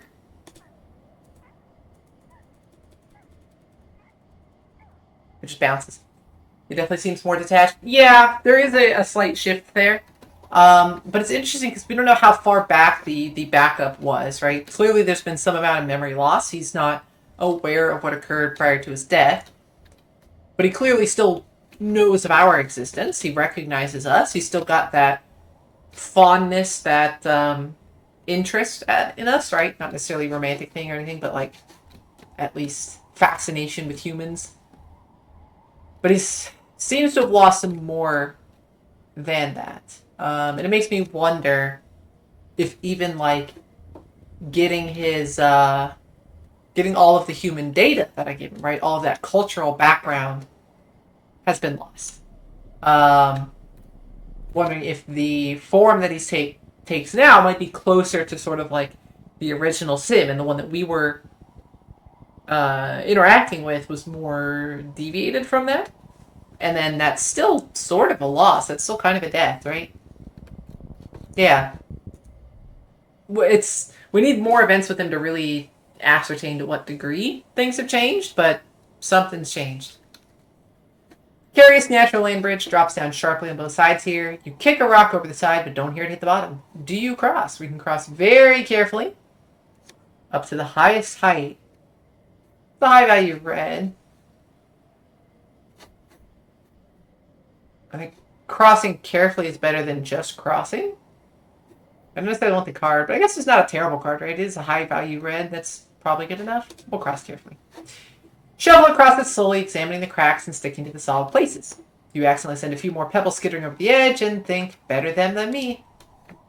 Okay. Well, we made it safe, right? That's the important part. Boop. More strange devices, more crystals. We can apparently just bypass this event entirely. Oh. Extra stress from our stuff, so... Search for water, see if we want a perception challenge to reclaim some of that. Whatever we put here becomes red, which is awkward. We have no gems. Nothing that returns to hand, so playing this early is better. I guess I can do 2 blues and then whatever card here.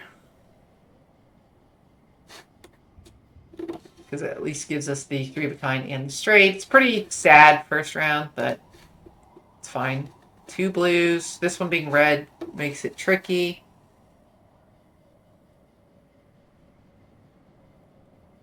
Like really tricky. I can do this and put something else here. We're never getting a straight out of that though. If I do this, I can at least get the 3 of a kind and the 4 long straight. Such a sad card. Yeah. Yeah. That feels bad. This loses the straight, or just shortens the straight, rather, but still. Yeah, this has been a really sad draw as well. With this particular, like, everything here's a red. Fucking sucks. Now this could go here, and its value remains wild.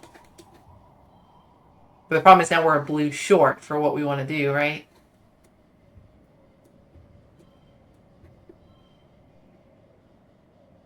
Which is extra sad.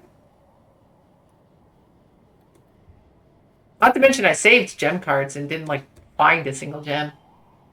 Really close. I could turn 1 card blue, and that's probably all I need to win this. Because then blue goes here, and we get our, like, big thing. So I guess we do that.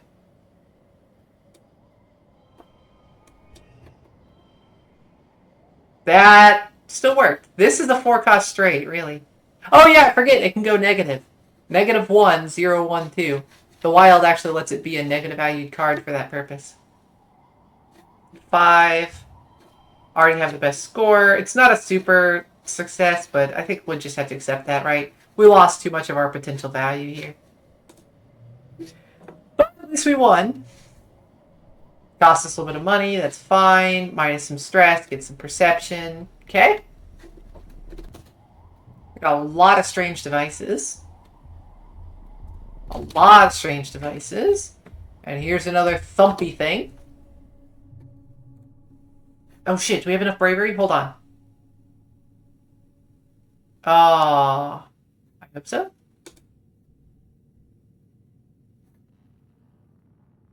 $30, I think so. I think that's what I needed. Last time I came here, there was one thing I couldn't interact with because I lacked a bravery point. Check out the pyramid. Take a look at the thumpers, investigate the other buildings, and there we go. Now I have the 30 bravery. I can investigate this final thing here. Okay, good. Let's bravely walk inside the dark-ass room. That's what it was. I was afraid of the dark and didn't want to go in. Okay, so this is good played early. Actually, this can be quite good. Every turn after this, we're always going to play something else. I guess we're plus 10. We're going to do like this. It at least makes the two pairs. It just doesn't make a straight. It's fine. That's 25. Alternatively, just like this. 29, but we're using up a couple other high-value things. I think I want to get the bonus from this now. While it's not much of a loss to do so.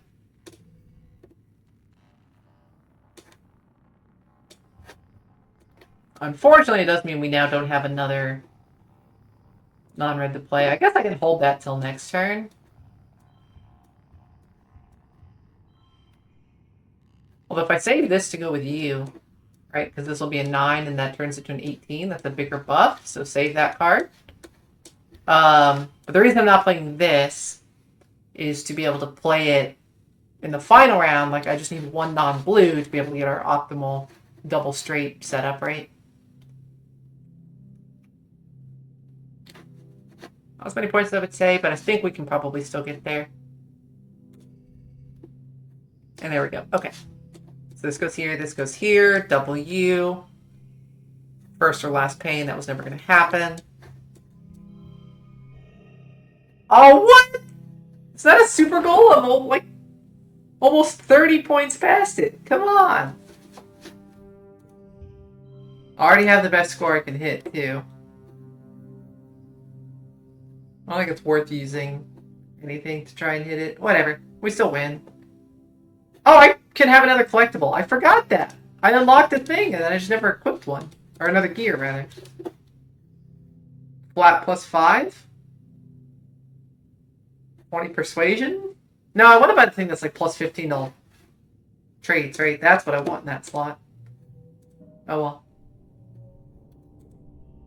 You walk in, disc close behind, and suddenly the iris closes. The floor lurches and you're moving down an elevator.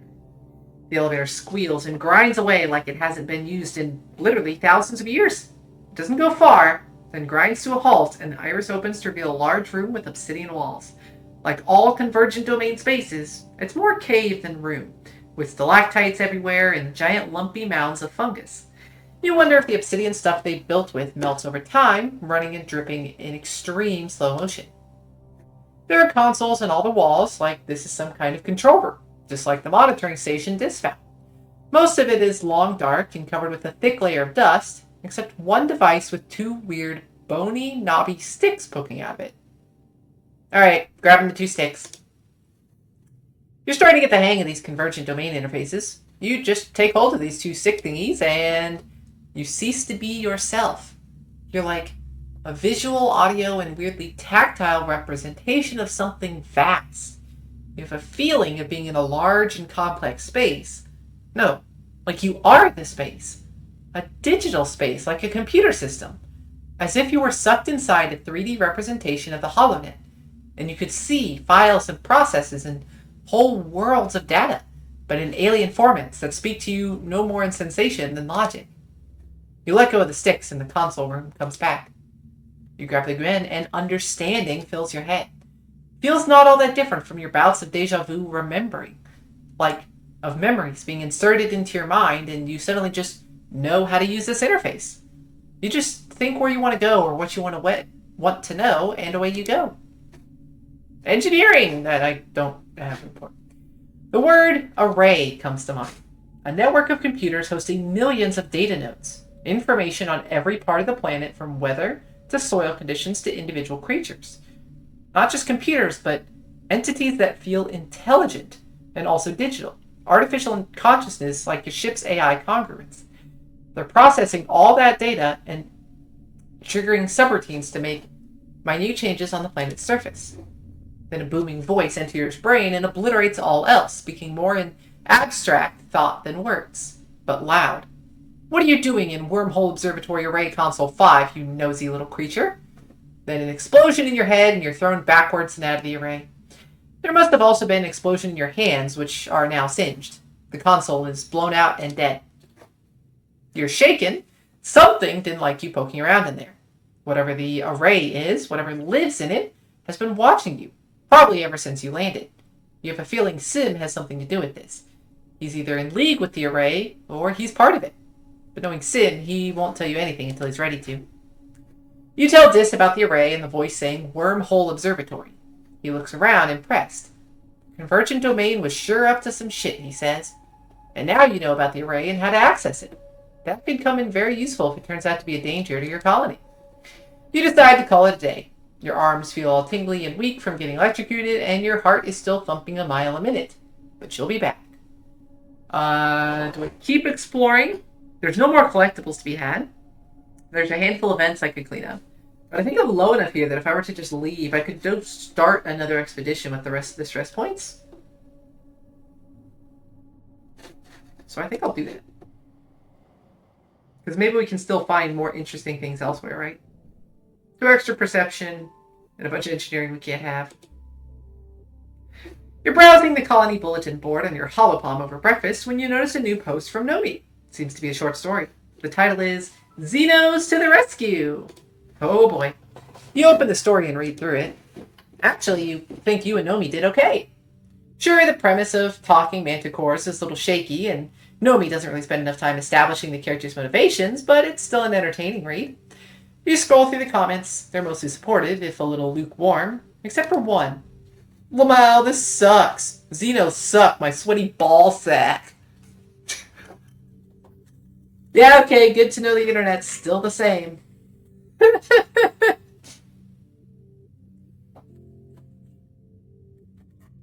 What a delightful, helpful, and constructive comment that was. We are all better for you having typed those words. Thank you. That's it. That was Stephen. Just Vase as a dick. Okay. Oh, hello, Dis. How's it going? Are you 17 yet? No. Okay. Dis is relaxing in the back of one of the expedition vehicles, absorbed in the holonovel. You clear your throat, and he jumps and gives you an awkward but genuine smile. Hey, Solana, he says, pulling his legs out of the way so you can climb in beside him. It's getting harder to find places to be alone here, don't you think? I'd kill to be out exploring, but Utopia insisted we have a rest day. He rolls his eyes. Dis closes his holonovel and sighs. It's just so crowded here, he complains. And it's boring. I'd rather be out there with Sim, learning about this planet, Dis continues, looking wistful. He folds his hands over his heart. He's so interesting. I could talk to him forever, you know? Like, we really connect. Have you gotten much out of him? Yeah, Dis exclaims, sitting up straighter. Well, I mean, sorta. He still says there's stuff I'm not supposed to know yet, but I figured out a lot on my own. Then no, you have not gotten shit from him, and you've just figured things out on your own. The biggest thing is that the planet is basically all connected, like a fungal network that's so old and complex it's practically like a computer. Except it is a computer, and we just found the fucking heart of it. Right? He says, talking fast and excited. And not just the mushrooms, the trees, the animals, even the rocks in the water. Dis smiles. He didn't want me to know that one, he confides in you, but I guessed it. Remember how your dad got sick every year from the pollen, and it was actually fungal spores? Well, I just started thinking from there, and yeah, it's like every year the planet refreshes its communication network with fresh spores. It's so cool. I don't think I knew that. I didn't think the spores was all interconnected with the rest of that. Well, how about the fact that Sim is really old? Like, really, really old, Dis continues. Like, probably thousands of years old? Sometimes he talked about stuff from ancient history like he was really there. Because he totally was. Dis laughs a little. But he still acts like a kid sometimes, you know? Like he loves holovids and candy and playing tricks. I do that. Oh, right, Dis says. You said you helped him get access to the holovid archive. Good job, by the way. Oh, and I've seen other gardeners, Dis says quietly. They don't look like Sim at all. They look like... well, they look scary. I have not seen gardeners. He's beaten me on that one. Okay, one more, Dis says, his face going pink. I think, actually, this first one I was supposed to say that I did know, because I did just learn that. Maybe some of the details he shared not. But, like, on this last one, I didn't have a choice of saying anything other than that, right? Whereas these I could say whether I knew it or not. So, that... I don't know if it would have mattered, but probably should have the other one. Okay, one more. The gardeners don't have clothes. Sim was naked when I met him. I had to bring him clothes from the colony. Wait, did he say you got the archives after he died? Oh, right. He said you helped him get access to Holovid Archive. Good job, by the way. He didn't say anything about his death? There was nothing mentioning him dying.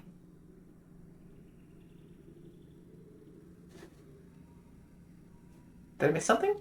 He still acts like a kid. Like he loves Holovids and candy and playing tricks. Wondering how recently he said that then? Yeah, that's the thing. He's summarizing what could be years of conversations.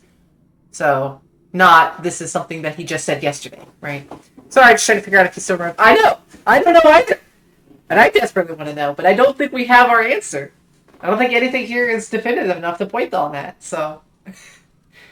Okay, one more. This says his face going pink. The gardeners don't have clothes. Sim was naked when I first met him. I mean, I've also seen Dis naked. Are you blushing? No, Dis stammers, his face going more red. It was just really embarrassing, okay? He was naked. I didn't know where to look. What about you, he asked. What has he told you? Well, Dis is listening intently. Okay, I do have some details. Cool. I want to believe, so do I. Sim can't die. Let's start with the big one. You tell Dis about how you've seen Sim die. Only to come back later in a different body. Dis listens intently. That explains so much, he says. He's told me that he's not afraid of death like me, but that's so cool. I want to be able to do that. Sim's hair seems alive. What? Dis rolls his eyes. Well, duh! Anyone who sees him knows that, he says. It, like, moves, right? I thought I was imagining it, but it's kind of like how plants move to face the sunlight. Did we know that? I don't think I remember that. Apparently I did. Anyway, that's all I know. I wish we could tell people about Sim, Dis says. I feel like if people knew him like we do, they'd realize that what we're doing here is wrong.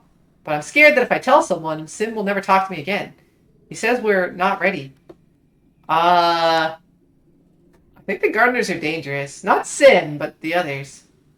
Mostly because humans are dangerous, right? I think that's really more the issue. It's not that, like, gardeners are inherently dangerous, but they are, as the name implies, gardeners of the planet. They want to keep everything in symbiosis. And humans are threatening that, right? And so that's why we get these directed attacks to try and take out the humans every glow. Something about the wormhole gives them, like, more direct control or something. I don't know. Just trying to remember if we saw that. I don't know if we remember seeing anything about it. Like, it must have, right? Because that's what it told me I could say. But, yeah, I don't know. I don't think telling anyone else about Sim is going to be productive. That's the thing. Even though this is true, I think we can't tell anyone.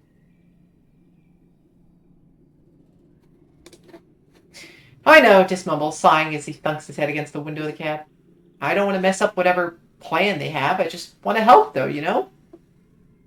We can't trust the gardeners, though. I think that's true. Well, Dis says, looking conflicted. Maybe not, but we can trust Sim, right? That, I think I can kind of agree with. There seems to be some kind of animosity between Sim and at least one other gardener. Although he's kind of alluded to possibly others as well. But they've got different approaches. He's far more interested in humans, and the others maybe don't totally approve of that. But Sim, at least, I think, sees how humans could be a part of this ecosystem, right? That we could find our way to fit in and be part of this whole ever-collective thing. Whereas, presumably the others, or at least that one other, who knows what the majority opinion might be, want humans all entirely gone. So, we can't trust the gardeners, but I think we can trust Sim. Like, trust that Sim might have our interests in mind, at least. Not necessarily trust more than that, though, right? Tang! How's it going? You bump into Tangent after a routine checkup in medbay. Solana, could you wait a moment? I'm almost done. Let's walk out together. Dr. Instance gives you a curious look as Tang hurries to catch up to you, but goes back to her work. You wonder if Tang needs something from you or just wants to hang out. Lately, it seems like she has less time for her friends, preferring to work late at the lab. Maybe she's lonely. Ah, nice weather we're having, Tang says as you walk outside. You look around. Seems pretty normal for the season. Oh, that's cute. She doesn't know what to say. That means she just wants my company. She didn't, like, follow up because there was something that we needed to talk about. She just wanted to talk, right? She clears her throat. It's so different here than it was in space, she says. Growing up in a spaceship was so clean and tidy. Here, I'm constantly sweeping pollen or dust or spores or what have you off of everything. There was a mushroom growing in the corner of the bathroom the other day. It is kind of gross. The pollen in the air is pretty fucking gross. I'm with you on that. Right? Tang says, Rosalind. Everything's just growing all the time, everywhere, with no plan. I hate even thinking about it. You walk for a few more minutes. Tang clearly has something on her mind, so you let her sit with it until she finally steels herself. I'm not very good at this sort of thing, she says slowly. So you know I've been working on a big project with the chief engineer? Yeah. I don't think I know what it is, but I've seen them interacting, right? You nod and she continues. Well, it's been going really well. I think we're finally over the last hurdle now. Governor Lum says it's going to change everything here in the colony for the better. Tang seems more at ease than you've seen her in years. Truly, I couldn't have done it without you, Tang says, a slight smile warming her usually expressionless face. I know I can be a hard person to be around, but I appreciate everything you've done for me. And ultimately, for the colony. And all of humanity. Aww. What's really going on with you? Kind of want to say that. Happy to help a friend I think might be too dismissive. Still true, absolutely, right? It just seems a little like not getting kind of the weight of what she's trying to express here. She's being sweet, but I'm disturbed at what this project might be. Yeah. I'm worried we've made some kind of giga cannon or something, right? I don't know about the time to make your move, though. Like, she's expressing gratitude, but she has previously expressed not looking for anything romantic and was kind of clear about that. So I feel like pushing is just disrespectful. So I think I just gotta ask what's going on. Tang shrugs. It's nothing, she says. I just think it's nice to take a moment to recognize when someone has helped you. I'm trying to do it more. If the last decade's taught me anything, it's that you don't want to wait until it's too late. She smiles cryptically. Oh, God. She's making it sound so much worse. What's too late? She could just mean death, right? She's seen so many people die. We all might die at any day, so you don't want to wait until it's too late. But after what she just said about developing something and, like... concerning... Okay, now they've got to choose between them. I'm making... You and Tangent find yourselves alone on the path from engineering to the quarters wing. You edge closer to Tangent as you walk. She doesn't seem to notice you and moves away, maintaining the distance between you. Okay, so pushing might not be great, right? We started to make a move and she maintained distance. That's giving a pretty clear signal. Also, you look really hot today is absolutely the wrong thing to say here. She's made it clear so many times that she's not happy with appearance, with her body, with her meat suit, as she called it. Does not appreciate compliments on physical features. So no. We're a good team. Let's make it official. On the bright side, she might think you mean the weather. Yes. You look really hot today. What? I'm not perspiring. Excellent. I didn't even think of that. Yes, that is a possible interpretation of those words. If you're just absolutely clueless. I think a profession might... Okay? Because it's not... But it depends. It depends so much on what the game interprets from this dialogue, right? Because I want this to just mean sharing my feeling, my perspective, where I'm at, no implication that she has to return it, right? But that might not necessarily how it goes, right? It could just be that because I've said so, she has to like turn me down and then wants to like distance and not even really be friends. And of course, that's not what I want, right?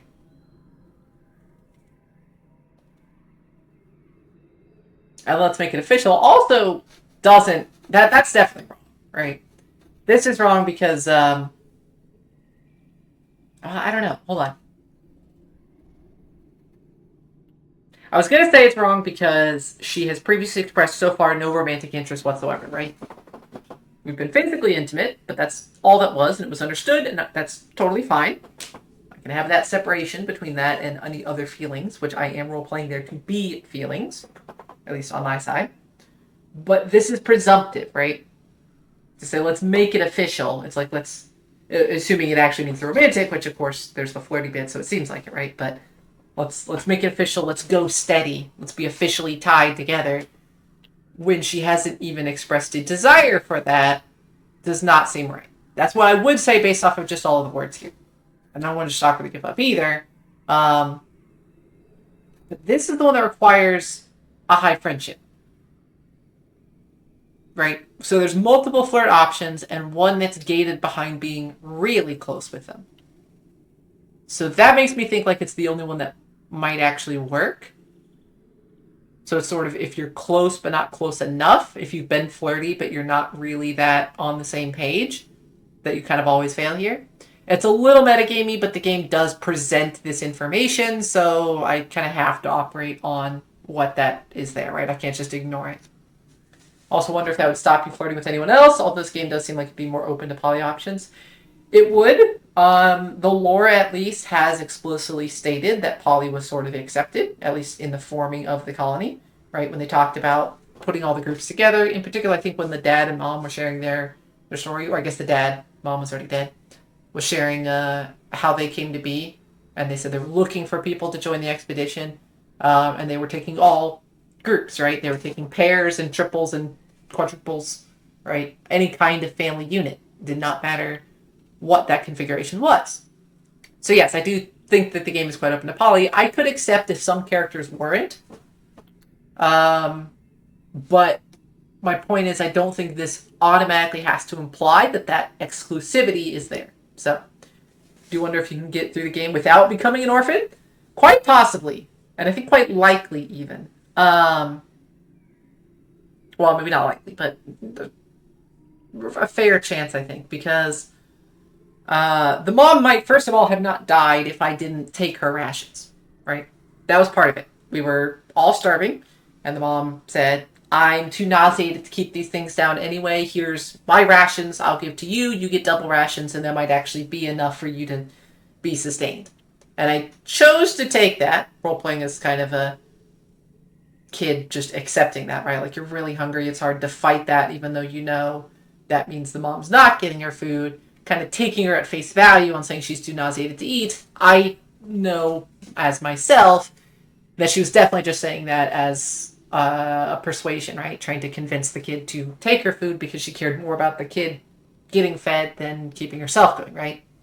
So it's possible that a difference in decision there would have meant that she would survive through to the end of the famine until the other ships showed up.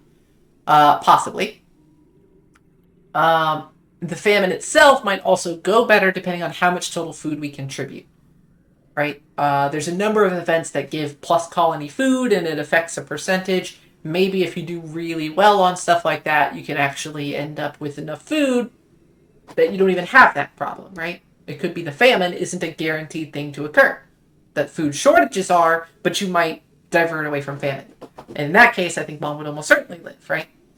So I think there's double lines I can see where her living is an option. And as far as the dad goes, he died from the pollen in the air, right? From the shimmer.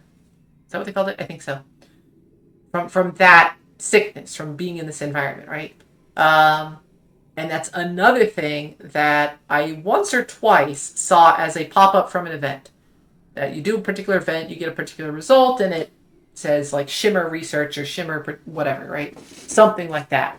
So maybe if you get enough of those before a certain point, you can also prevent his death. So I think it's actually possible both parents can live. But that could just be, no, I mean, not could be, it absolutely is speculation, so I can't say for sure. Anyways, so back here with the tangent and flirting, and I do want to try, but it's just, this is that final shot, right? It's like if this is shot down, if put it all out on the table and she makes it clear where she stands and that nothing in that way is ever happening, then it's fine. Pack up and move on from that. And I can accept that, and that's how I would play that as myself here. So then again, if this weren't here, I think I would just start with that. Just, I have feelings for you again. Just put those feelings out on the table. Let's all be on the same page on exactly what we're feeling. And if you don't reciprocate that, that's completely okay. Still want to be friends. Still happy for stress relief if you want. But fully understand if you worry that might tangle up too much. Whatever. But because this is here, I'm going to pick it just for that. Just because if this is a this is what's necessary to succeed in forming a relationship, then I want to try for that. So, we're a good team. Let's make it official. You propose a formal amorous partnership between you, the way one might propose a scientific thesis. Ah, there we go. That's why it wouldn't work otherwise, right? Anything else you might say, you're hot, or I love you, doesn't reach, because that's not how her mind works. And we know that. That's what the 80 relationship is mean. That's actually knowing that, right? She's incredibly logical and formulaic construction, blah, blah, blah, blah, blah, right? So, an official, like, defined out relationship might actually work. You propose the way one might propose a scientific thesis. It would have mutually beneficial advantages, you tell her. And Tang stops in her tracks. I don't know what to say, she says slowly. Gain status. Started dating someone you want to share with everybody. +1 to all social skills increases for 3 months. She gives you a considering look. You're not the first person to suggest a partnership, but I must admit, you're the first one who piques my interest in return. You know what? Yes, she decides. You're entirely right. I like you. You like me. There's nothing stopping us from pursuing a relationship. Started dating tangent. How should we begin? Tang smiles. A real one, showing your teeth. Oh, Solana, if you like me, surely you expect nothing less than a completely rational response, and that takes into account both our feelings and our situation. Yes, I expect nothing less. Tang slips her hand into yours and steps close. Will you kiss me now, or shall I kiss you? You lean in and press your mouths together. Tang's lips are a little dry, and she smiles when you kind of stick together. Almost acceptable, she teases, licking your lips. She brings her hand to your face and guides you together into a kiss that's much better than the first. Tang's a better kisser than you expected. Confident, unashamed, and methodical. You kiss until she tires of it, pulling away and touching her lips with a slight smile. I'm looking forward to continuing this train of thought, she says. Amazing. Fantastic. And we have another event, too. Tang is working late in the lab this evening as usual. What's unusual, though, is the smile that brightens her face when she looks up from her microscope and sees you. Solana! Oh, I'm glad you're here. I was just... No, actually, why don't you come over and see for yourself? You take a look through her microscope. Look at the shape of the spores, Tang says. I've only seen this once before when we were studying the shimmer fungus, but this fungus isn't any of the ones we'd identified as capable of spreading the shimmer. She pushes you aside and looks through the microscope again, then makes more notes on her HoloLens. Just when I think we've got an understanding of something, Solana, this could change everything. If more species are capable of spreading the spores, then the shimmer response is more widespread than we previously thought. Possibly even a planet-wide phenomenon. Yeah, it's hard to put that together. Can I tell her that? Tang looks positively energized. Because it's a new species, I get to submit a suggestion for its name. What do you think? Should I name it after you? Can I have something more cool? You don't think a fucking, like, fungal spore is cool? Funguses are fucking wild, man. Anyways, yes, I would be honored. Tang smiles and inputs your name into the hollow eye. With a slight gesture of her hand, Tang's hollow eye turns off. She sighs, then rubs her thumb and index finger over her eyes. It's even later than usual for me, isn't it? Time to pack up and get going before the sanitation team arrives in the morning. She yawns, then blinks rapidly in response, in surprise. Seems that even I'm tired. You help her pack up her workstation. She turns off the lights with one last fond look at her laboratory. You and Tang take the long way through the colony, walking in companionable silence towards the general direction of the living quarters. You've come to enjoy these walks with Tang, moving like twin spirits through a sleeping world. Tang stops you before you head into the living quarters. Actually, let's not go straight back, she says. I want to stay out a little longer. Aw, that's like super romantic, I think, for Tang. Yes! Yes, I think that's a far more intimate thing than any other expression would be, right? Like, that is, to her, something incredibly important. So, yeah, that's why I said I'd be super honored. Like, that actually is a very weighty, important thing. It's not like the gift giving, or rather, that is her gift giving, right? Look, I've named a thing after you.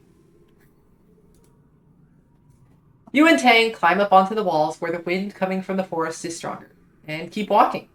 The wilderness is dark and impenetrable past the defensive perimeter. Tang keeps you on the outside edge, subconsciously, or possibly consciously, putting you between her and it. I hate thinking about what's out there, she says quietly. Predators, dangers, diseases, all the monsters that have terrified humanity since the dawn of time. and they're right outside these walls. It's not so bad out there. She wraps her arms around herself as she walks, looking down at the ground. And inside as well. Monstrosity is the human condition, too. Every horrible thing endemic to humanity. Jealousy, aggression, fear, pride. It's still here in us. We brought it, just like we brought potatoes and corn. It's terrifying to think of what horrors we're capable of inflicting here as we did on Earth.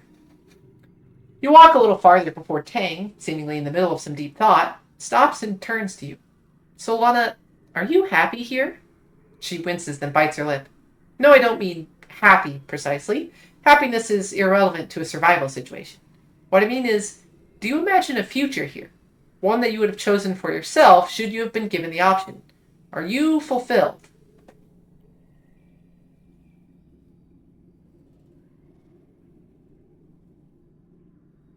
Asking the big fucking questions.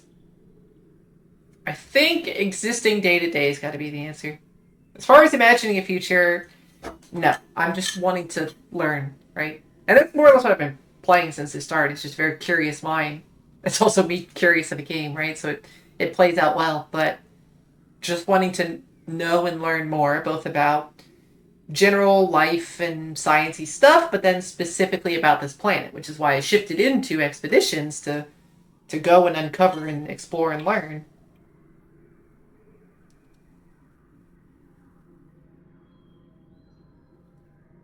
So if it just stopped as, are you happy? I think I'd probably lean toward that.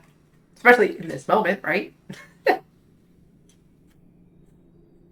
the more specific question about imagining a future. I can kind of see a possible future of humanity forming part of that symbiosis with the rest of the planet, but I don't see it to be likely. It depends a lot on the human power structures we have here. Do the asshole military people remain in charge? And then even beyond that, can we actually get the planet to stop wanting to murder us, right? There's so many obstacles to that.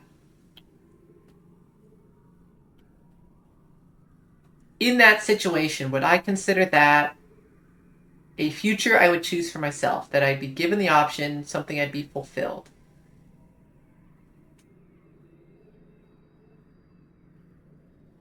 Kind of a different question there at the end, right? Am I currently fulfilled rather than future possibility, right? I think it's got to be day by day. It's just the extremes don't work here.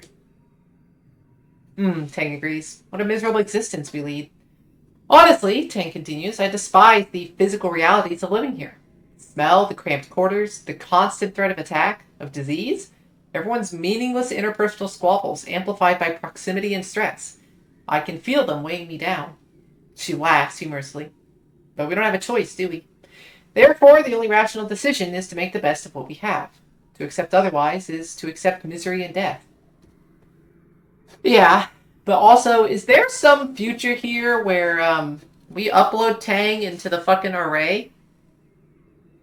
We've known for years at this point, this came up long before, that she hates her body and wishes she did not have the stupid meat suit to pilot. My words, not hers, but close enough. And I'm like, yeah, she aspires to that ascended consciousness free of the physical form, right? Which is basically what I think the gardeners are. Like, obviously, they can then pilot a body. Sin obviously has the body, right? Or maybe, again, I'm kind of assuming that the convergent domain and the gardeners are the same entity, but if nothing else, the array, the thing that we poked our mind into, right, that was that experience. That was fully lifting out of the body and being in this, at least temporarily, until we're booted out of it by an entity that presumably lives in that virtual space. And that's kind of exactly what she wants and fights all of these fucking terrible things she lists, right? They're all a side effect of having that physical, vulnerable form. And yeah, if we can find some way for her to escape that, I 100% want to do that. I don't know if there's any way to, like, connect those storylines, but the threads are there. Unlock tangent on the main menu. Oh, that's the tangent you know so well. You can trust her to stay logical and focused no matter what chaos tomorrow may bring. We upgraded Tangent's focus to a 3, which is actually playable. +6 if this has the highest value. That's actually possible because 5 is high enough. It does beat out a decent number of other cards. Every other form of the Tangent's focus has been terrible because it's just not high enough. You walk until the chill of the night settles into your skin, then descend from the walls and back into the living quarters. Tang hesitates at the threshold. Everyone else might not have noticed, but you know Tang. Probably better than anyone in the colony does, even her own brother. What's wrong? It's nothing, Tang replies. I'm just tired, I suppose. No, she wants to invite me in. I'm working on something with the chief engineer that's bigger than anything I've worked on before. It can change the fate of the colony, of humanity even. She looks at you and gives you a faint smile. It's a lot to think about, and when I'm alone, all I do is think about it. Do you want a hug? Tang's awkward silence conveys that she has to consider this deeply. Yes, she says finally. I do, actually. You enfold Tang in a gentle hug. After a few seconds of stunned inaction, Tang wraps her arms limply around you as well. You spread your hands wide and hold her more tightly, trying to manifest the right kind of comforting energy to resonate through Tang's shields. Either you manage, or she simply relents, but Tang rests her head on top of yours and sighs. This is where I talk about how physical touch encourages the production of oxytocin, she murmurs, which is a bonding hormone that imparts feelings of calm and security. I mean, yes, 100%, that's what's happening here. I actually knew that. That's not news. That's why I was saying, do you need a hug? I'm here. And she must not get a whole lot of physical touch, right? Mostly, I'm sure, by choice, but doesn't mean no one ever needs a good hug, right? You can feel her smile against your hair. I know you know that, though, so I'll simply say this is nice. Thank you. Tang straightens her coat. I'm aware that I'm not the easiest person to befriend, she admits. Among my many admirable qualities, I am also often cold, brusque, and tactless. I owe you my thanks for taking the time to see through that. I don't know why you would have bothered, but I'm grateful. Because I don't see these things in you, and I don't see them as a negative. I've actually kind of just gotten along with her fairly well from the start. There's been a couple sort of human supremacist ideas in there, but again, getting some more clarity on stuff as it progresses. I think it's just very transhumanist, not anything too much beyond that. But yeah, as far as being cold, brusque, and tactless, I'm just like, nah, she's just work-focused and very logic-driven. And that's also me, so great. Anyways, she looks towards the living quarters as if steeling herself. You don't have to be alone tonight. Oh, an interesting proposition, Tang replies. What precisely do you mean? We could keep each other company. Tang scrutinizes your face for any hint of an ulterior motive. Convinced that you have none, her shoulders drop. I'd like that, thank you, she says, defeated. You retire back to Tang's quarters, a largely sterile sleeping room with few human touches, save for a few neglected plants and a ratty blanket that you recognize as the kind Chief Steward Anne used to knit by hand for every kid. There is a physical photo of Tang and Instance posed awkwardly together, as if they'd been working on something and told to take a break to smile for the camera. Yeah, that seems about right. You keep Tang quiet company for a few hours, trading bits of conversation until the first sun starts to rise. You look over and see that Tang's eyes have closed, and her face has finally gone slack in much-needed sleep. You pull the blanket over her and close your eyes as well, to catch a few hours before you're both expected back at work. Now, she only needs a few hours.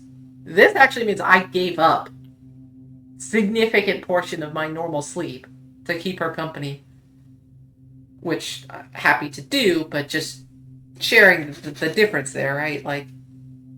She's going to get the amount of sleep that she needs, and it was more she would be up for several more hours before going to sleep. And as she said, when she's alone, she's having all those thoughts of all the heavy things that she's dealing with. And I desperately need to know what she's been working on with Instance, but I don't think she's going to tell me. Anyways, that was super fucking sweet. I loved that. Have you seen my delinquent brother? Tang asks, already agitated, who's supposed to appear for his vaccinations before leaving on expedition again. Dr. Instance messaged me like I'm his keeper or some such nonsense. She sighs and pinches the bridge of her nose. I am done minding him. If he wants to cough up flower petals for 3 weeks or whatever else you mind is out there, just waiting to infect us, he's welcome to muck around and find out. That was a complicated chunk there. Have any time to spare? Tang hums and checks the time on her holopalm.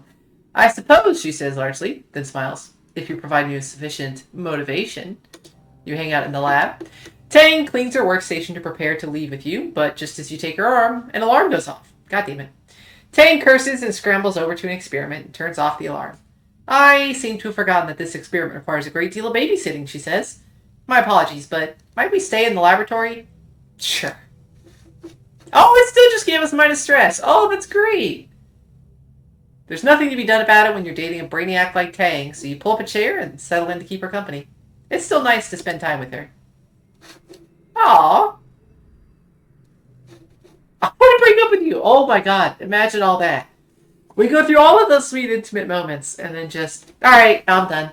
I got what I came for. I don't even give her gifts anymore, though. Like, she's maxed out. Is anyone else gonna, like, comment on the fact we're dating at any point? Someone's got a little clutch of baby hop kitty somewhere. Yeah, okay. You don't care for any of those things. We did figure out your birthday already, right? Yeah, mid-dusk. We can just give you things whenever. We're not in dusk season. Anemone face. We have not gotten our monthly hug from Rex. Excellent. Oh, Rex event. I'm moving so slowly through time on these streams at this point, just because there's so many more events happening. You're looking for Rex by the construction site, but Rex finds you first. Tackle hug! You turn to the source of the yell. Rex is barreling towards you, arms outstretched. You have about 2 seconds to decide how to react. Okay, but here's the awkward part. I'm okay being fully open, but we have not actually had that conversation with Tang. At least not clearly in the text as it was presented, right? Put forth an official proposal for forming a mutual relationship, and then we're there for comfort, company, and physical intimacy as needed. She's not expressed anything to indicate that she would be jealous in that way. I really don't think that she would. So based on that, I'm going to operate on the assumption that poly relationship being totally okay. But there is a non-zero chance that once I interact with anyone else in a flirty way that stuff blows up with Tang, right? I'm taking that chance based on my assumption that that's not likely to happen. Anyways. Yeah, leap right into his arms. Why not? You ready yourself to launch into his embrace, catching a glimpse of Rex's delighted smile as he scoops you up in his strong arms. He lifts you off your feet and swings you around, laughing. Hey-o, Solana, Rex exclaims. He holds you easily against his chest. What's a good girl like you doing in a place like this? Give him a peck on the cheek. Rex's cheek is warm and soft, and you can feel the curl of his smile under your lips. He sets you down on your feet, cups your face in his hands, and presses a friendly kiss to your forehead. Nice to see you two, Solana, he says. You think you're starting to understand this strange Helio boy and his love of hugs. I mean, I also love hugs. Who doesn't just love hugs? Hugs are great. So, Rex asks, crossing his arms, were you looking for me? What you need? Learn Rex more. He leans a little bit toward loyalty. He is fully in between chillness and energy. And he leans a little bit more boy than dog. But I love that this is a slider. I love that this is one of the ways to present him. Because he is dog. He is a little bit dog. He's just more boy than dog. Anyways, let's do something fun. Rex tilts his head inside. Like what? Do I skip work and hang out? Rex looks torn. Aw, man, he groans. Normally, yes, for sure, but I'm actually super stoked to work on the build today. He jerks his thumb toward the construction project behind him. If you want, you can come see what we're working on? Sure. Oh, look, even more minus stress. I didn't have much, I think, but okay.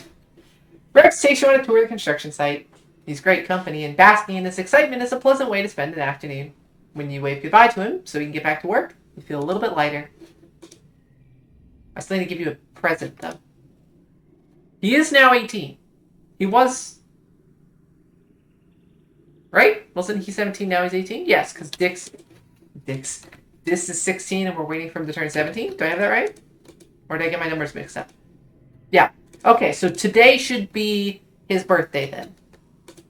I swore I'd given him a gift on the first Apollon before, though. Yep, it is his birthday. I guess not. Somehow I missed the first Apollon. Okay, beautiful. Oh, we get another event. You spot Rex carrying supplies and big pieces of wood into the construction site at the end of the lounge, the future home of his bar. He waves at you. Well, as much as a wave as he can do with his arms full of mushwood. Hey, Estelana, he calls out to you. Things are going great in here thanks to you. It'll be done in no time. You take a look at what you can see. Rex has kept it all pretty well tarped up and hates letting people inside to peek, but you can tell it's big. Perhaps a little too big. Ambitious, maybe, for a first solo construction project. But Rex has had a lot of help from his crew and from the whole colony. He'd have to be able to find enough wood. I'd love to see it. Rex shifts from foot to foot. Well, he sighs, biting his lip, but you get the sense that he's dying to share it with someone. Okay, he says, but just for you. You follow him into the tent. It's chaos inside, littered with pieces of mushwood of varying lengths and covered in fine sawdust. Light coming through some gaps in the tent pick up all the little sparkling motes of dust in the air, making it seem almost magical. Rex spreads his arms. Well, this is it, he says. Well, so far. We have a bar and a dance floor. It's all you really need. He swipes open his holopalm and starts playing some music, then shimmies over to the only clean spot in the mess. That must be the dance floor, you figure, because he starts wiggling and bopping along to the music, gesturing for you to dance with him. Okay. You get some bravery, with extra bonus for being, smitten. And some more friendship. Rex cheers as you join him on the dance floor. He grabs your hand and spins you around, and you laugh and dance to the music coming from his holopalm. Moving your body just for the sheer joy of it feels amazing. You can see the future of this place. A place where people come not because they're stressed and need to relax, but where they can really cut loose and enjoy themselves. Rex had the right idea. Rex comes over to you and slings you into a one-armed hug. Just seeing you makes me super energized, he says. I can almost hear the music now. That's right. The bar's going to have live music. You know anyone who plays an instrument? I'm going to work double time to finish this place. If you want to help, bring me all the mushwood you can find. Working on it. Mars is watching holobids. Yeah, okay. You don't have birthday till wet. There you go. So we know it's not your birthday, but the next couple days could be. So we don't want anything there. I do need to buy a new piece of gear because I was very interested in, the brain trainer.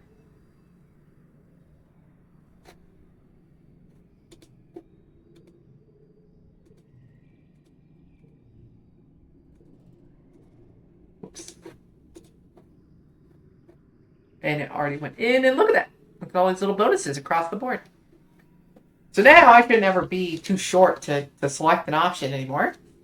I don't know if it does anything more than that, but it's not going to need the help for winning the events and stuff, so that all seems good. And now we definitely need to head out on the expedition. I have no stress. Perfect time for it. The ridge is done.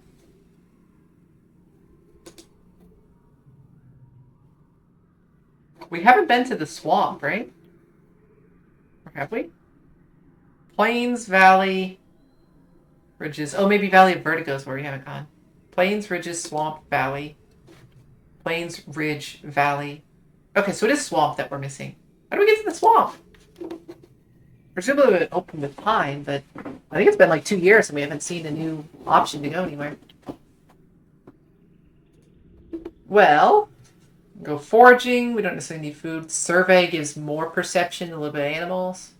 Why not? Let's go back to the plains. We haven't been there in a bit. Who knows? Maybe something new. Ah, see? You got a vent for us. You report to the expedition's tent to find not just Utopia, but Security Chief Rhett and Base as well. I just can't spare any more of my people, Utopia's explaining to them. We've already pulled almost all of the foragers, and we're already running skint crews in the ridges as it is. There's one person you can spare, Rhett replies, turning to face you. Fuck you. Hello, Solana. How'd you like to transfer onto one of my hunting parties? No. Utopia tells me you're one of her best explorers. We could use someone like you, so what makes you think explorer is going to be helpful for combat? For, I guess, hunting, you gotta track the prey, and I guess explorer could work on that, but shouldn't your hunters already know how to track prey to be good at hunting? He indicates Vase. I need someone who can keep up with this one. Vest puffs his chest out proudly. I don't want to say never, but I'm not going to go hunting a creature. But let's start the conversation. Why? Vase laughs. Because they're killing us, Solana. Keep up. Oh, fuck off. He clenches his fist. It's the classic struggle between humanity and nature, he says. Nature's not all flowers and rainbows. On Earth, everything and everyone was trying to kill each other. For survival, for food, hell, even just for fun. I can't wait to bag a real trophy Xeno, he chuckles. Really, you don't see the irony in the juxtaposition of those two sentences. People kill just for fun. Man, I hope I get a good trophy to show off. Come on! Framing his hands like a painting on a wall. The first 10-point buck on Rotumna. I don't want to kill animals for fun. Rhett scowls at Vase. You won't be killing them for fun. You'd be killing them to defend the colony. No. Vase scoffs. Even if it was trying to kill you? I knew you Strato kids were soft. I didn't know you were suicidal, too. Not everyone's cut out for life or death situations, Rhett says. Then turns to you. You know, Solana, it's not all killing, he continues. Sometimes it's about tracking and identifying dangerous creatures before they reach our walls. You wouldn't necessarily have to kill them. He holds up his hand. But you don't have to decide just yet. Talk to Utopia later if you change your mind. No. With you in charge, it's a plain and simple no. Not interested. Alright, hello little bush bum. I don't want to attack them. I think to find another route, yeah, means don't go through them, so I don't really have a choice. Not happening. It is not happening. Alright. If I watch, though, isn't that how I get the bush bum dance card in my deck that I don't like? Oh, wait, no, it's the blue one, isn't it? No, that's the mushwood. What's the bush bum dance card? I know I've seen it. I think I had one. Maybe I got rid of it. Alright, whatever. Sure. If we keep watching, that's how you get the dance. Got it. Which I don't want, so we'll just carefully walk past and move on. Cool. Pick up some medicinal roots. Got another bush bum here? We've bravely stood our ground for this a number of times. Have I ever run like hell? I have a suspicion that this just gets you trampled and causes stress. I'm just going to stand the ground. Not to mention I might gain some extra bravery because it's a challenge, right? This becomes a 9. Ooh, hold on. Oh, look at that first round. We get to use the full bonus of this. And then it's 2 of a kind, and a straight. Oh! And pairs are worth even more. Oh, excellent. Okay. This is going to be no problem to win, right? We only get 1 pair if we play all blues, so we gotta play 2 reds to make it not work that way. We miss out on some bonus for you, but it's possible to draw more to play more big pairs. I think I might just settle on playing the blues regardless. But like this is so sad, for instance. Nah, I think I will do this. Just play the gems. 3 for straight, 7 for 3 of a kind. We're already done! In 2 rounds, we're already done. Okay. And now we don't have any non-red, so whatever. We just might as well turn it red. Boop. And boop. And boop. 68. We only needed 18. That was higher. Oh, keep it red. Because then we can get flush. Interesting. That's even higher. And I'll bet that's probably the highest then, huh? I hadn't even considered that. +5 to flushes with this card, and we can get more than 1 flush. Flush of 4 and a flush of 4. Wild. Is that higher than just doing this? Nope. The rainbow's not worth it. That's probably highest. And it is! Cool. Fun. +2 bravery. And then +2 bravery again. Hey, we're finally gaining a lot of bravery. New perk, extra card draw. Now we'll have lots of cards to use all the time. Oop.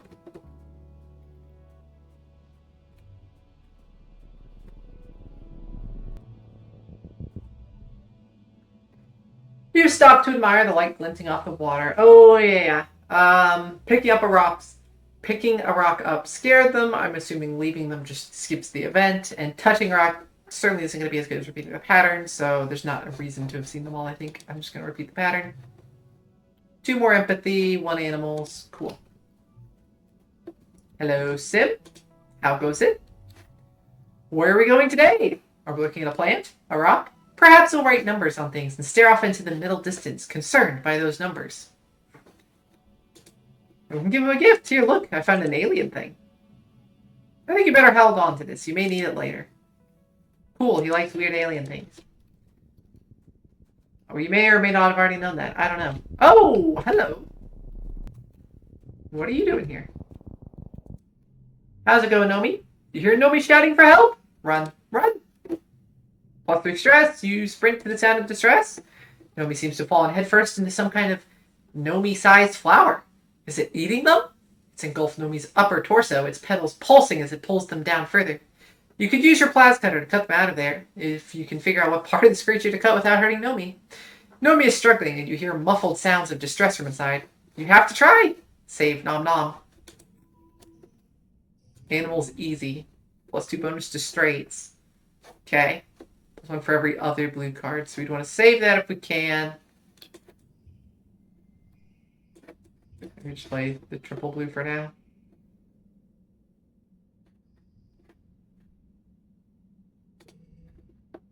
Some more blue. This gets better if we play a blue with it.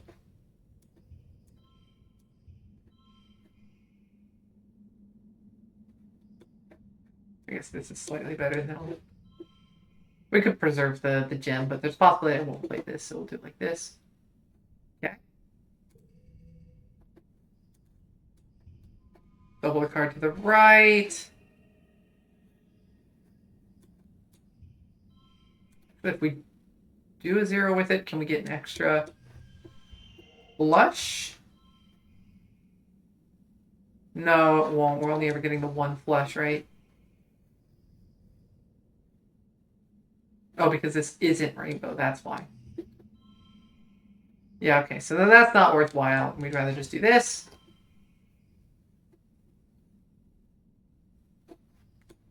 Doubling you should actually be even higher.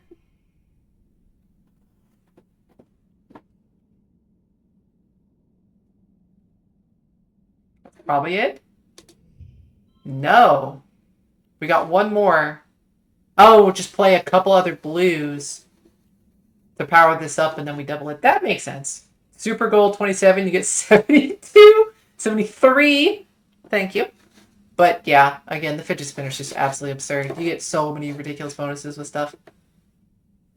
Anyways, yeah, I guess so. Yeah, we end up with slightly more just by playing more blue cards to get this a bigger bonus to get it doubled, in addition to extending the flush, and the slight benefit of doing 2 4s is not better than this total higher value. That was it? Cool. Well, I typed when it was 72. I know. I just thought it was funny that I found another point on top of that. You delicately slice the lyre flower at the underside of the base of its flower, which you guess is the creature's neck. Up close, it actually looks more reptilian than plant-like. Just a little nick, and the creature coughs and convulses. Nomi spills forth in a flood of digestive juices. Ew, ew, ew, yuck! My outfit, stupid flower. Nomi stomps and shakes their fist at the flower, which lurches away on a fat, snake-like body. And that's it. Okay. Well, glad we saved them. Alright, moving on.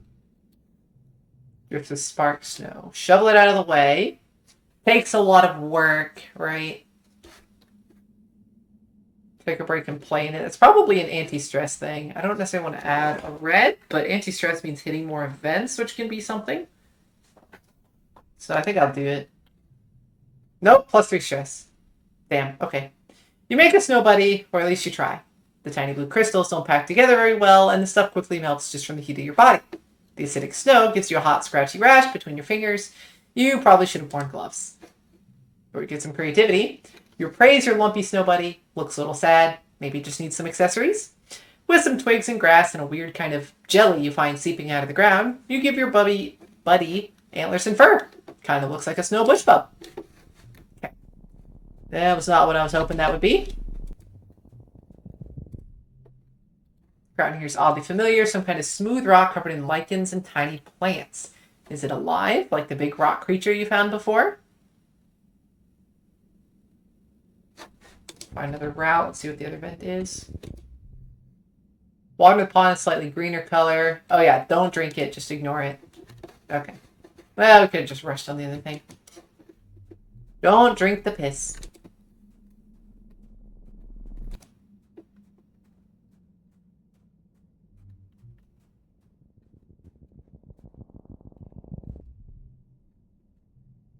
The edge of one of the circular ponds, something sparkling catches your eye.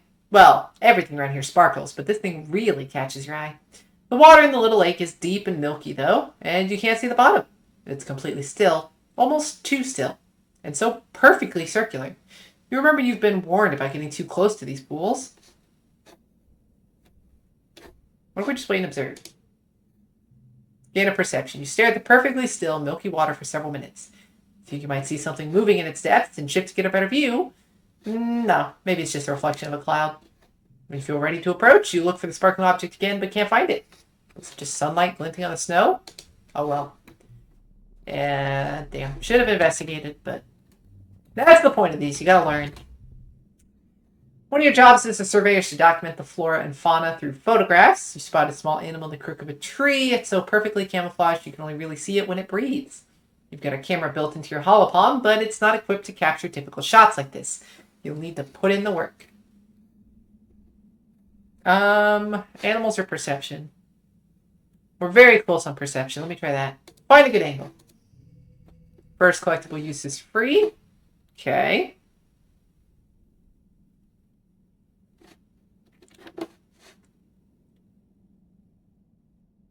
I don't have like particularly good use of the stuff that I have here. But I can kind of combo these things at least. There's a couple more blues to draw out. +2 if this has the highest value, but then as soon as I play this, it loses it. It might be the highest value next turn, so maybe we save it for that. This buffs a gem.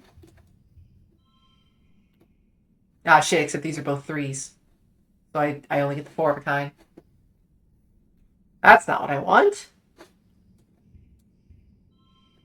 29 instead of 28. Yeah, actually get better by not getting the gem bonus here. And then is it better to play you? No, there's still some possibility next turn I will get a bonus, so I'll leave it.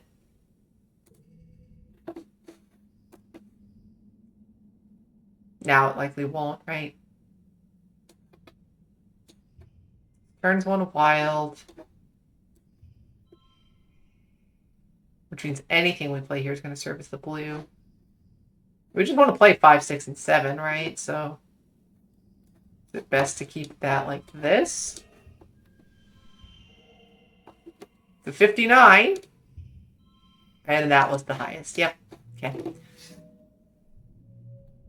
Perception and kudos. More perception and kudos. And then we go home. You're back. You spent the month exploring. 3 perception and an animal. Are you 17 yet? No. Not your birthday yet. Dare you to go into a restricted area. I could have done this so much earlier and I just didn't. I now know the value of those value as wild cards, but still. Be back in a bit, shifting up to my room laptop. Alright, we'll be quick, because I'm actually about to end stream. That is going to be the last event that I do. I'm just going to see if there's any clean up here. I guess I can rest, because that kind of takes no time, right? But then I'll wait? Okay. I'll try to be quick, so you're not left waiting long. We do have an event here. Shooting the breeze with Cal in the shadow of the geoponic stone when he leans over and waves at someone over your shoulder. Perk! Hey, over here. Perk jogs over to you. He's a heavy-set adult with tattoos sprawling up his arms that make him look like he's made of marble. He holds a stack of tiffins wrapped in a sash. Hey, you two. Seth and I were testing out recipes and we ended up making too much. Figured I'd run some lunch over to you. Cal takes the tiffins and opens the first one. Lentil dal, he exclaims, inhaling deeply. No way. Perk looks proud. Rice in the second one, and a little something sweet in the third. You deserve it with how hard you've been working out here. You eat up too, Solana. There's more than enough. Perk leaves you to divide the spoils, and Cal goes right to dessert. Having 4 parents is the best, he mumbles around a mouthful of sour sweet cake. Did we know he had 4 parents? That's a lot of parents.